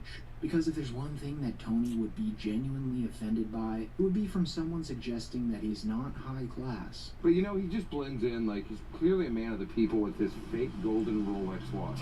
Yep, that is so... That watch is equivalent to how cool these Jordans are. Yeah, he stole it from Cam Patterson. That's You guys are literally don't know anything about taste or class. Says the guy who has his shirt tucked in and a pitching button. You don't know about class. There's a stick in your back pocket. You're gonna need it to walk after Joe Rogan fucks you. So then Tony continues to try and chirp at them, but nothing really sticks. And sure, you might say that it's a pretty casual setting. These are just guys being dudes. But in reality, Tony knows that he's truly bombing hard. I mean, this is the guy who considers himself the king of roasting. The guy with the license plate titled I Roast. I don't know if you've heard about my license plate, but I roast. It's his only trick. So shouldn't he be a bit better than this? Oh yeah. You're gonna need a stick of butter to hit that next ball with. 'Cause it's a greasy shot. Well, come on in, boy. You must want one of these gay cars, or as we call them, Tacoma Toyota Tundras. You can use the stick shift with your asshole. And to operate the turn signals, you gotta use your wet mouth. Come on down, you dirty little Jew boy. Welcome to the Joe Rogan experience. I mean, you know it's bad when Tony's laughs are the only ones heard after he tries ribbing his way out of the grave he dug for himself. So overall, in this one example, he really didn't put on the comedic masterclass like I think the hosts were expecting. But to be fair, Tony's never claimed to be the best off-the-cuff roaster in real time. His best roasting is actually done when he pre-writes jokes for legitimate roasts. Because, if you didn't know this by now, before turning Kill Tony into the huge spectacle that it is today, Tony actually worked for Comedy Central as a ghostwriter, writing jokes for the celebrities in the roast of Justin Bieber and the roast of Rob Lowe. So this format of roasting is what Tony's truly known for. And honestly, when I first watched his set on the roast of Tom Brady, I thought it was hilarious, but in hindsight now, I think we all may have been fooled, since it was in contrast to the normal non-comedians who went before Tony that night. Like, of course Tony would be the funniest guy in the room in comparison to them, right? What would happen, though, if he did a roast with only comedians as guests on the panel? Would Tony still be king? Well, let's check out the most recent time this happened, the roast of Louis J. Gomez, which featured comedians like Shane Gillis, Rob Kelly, Joe List, and Big J. Okerson. You know, people who are just a tad bit funnier than a drunk Rob Gronkowski spitting on the mic. So let's just compare Tony's set with the other comedians that night to see if Tony's a true master as he says. Ari looks like Nosferatu. Ari now famously does yoga. If I wanted to see something all stretched out that disappoints black men, I would just look at Kim Congdon's pussy. Ari does yoga. His career is also downward-facing dog. You got canceled for making fun of Kobe Bryant. If only your career could rebound as good as he did. Ari got in trouble with Lakers fans for saying he was glad Kobe was dead. They told him to go to hell, but it's going to be weird when he runs into Kobe's daughter there. Joe List is here. I have a Joe List. It's a list of awesome shit I get to do because I'm friends with Joe Rogan. You fucking bitter New Yorkers. I'm sorry Dave Attell can barely afford to take you guys to fucking dinner. Should have convinced him to do a podcast, you fucking pussy idiots. Kim Congdon. How about a hand for Kim, everybody? She's like one of the guys. Unless you're talking about her setup here tonight, then she's not like one of the guys at all.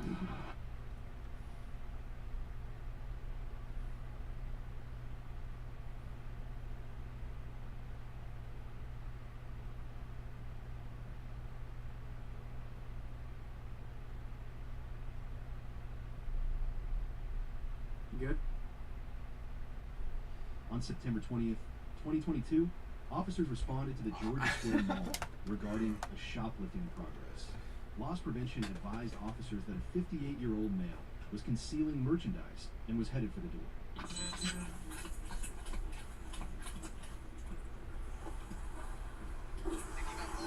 Sir.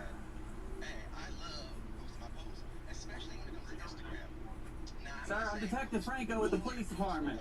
They said you put something in there that you didn't pay for. Those sweats in there.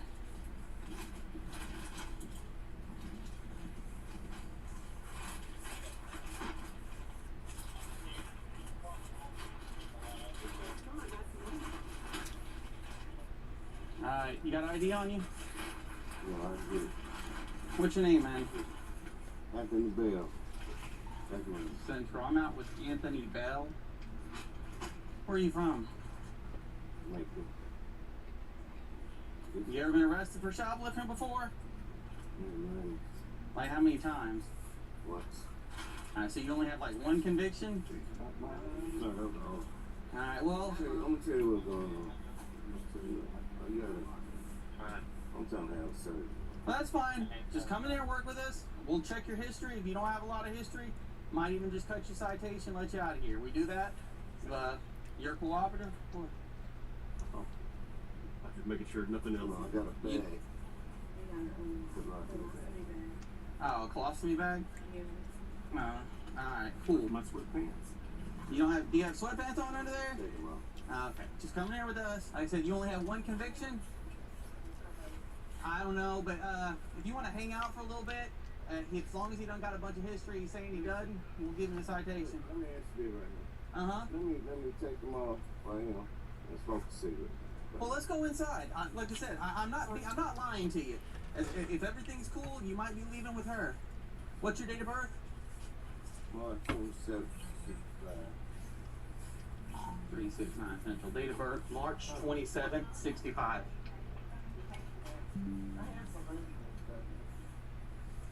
So you got a colostomy bag on? Yeah. Alright, that's cool.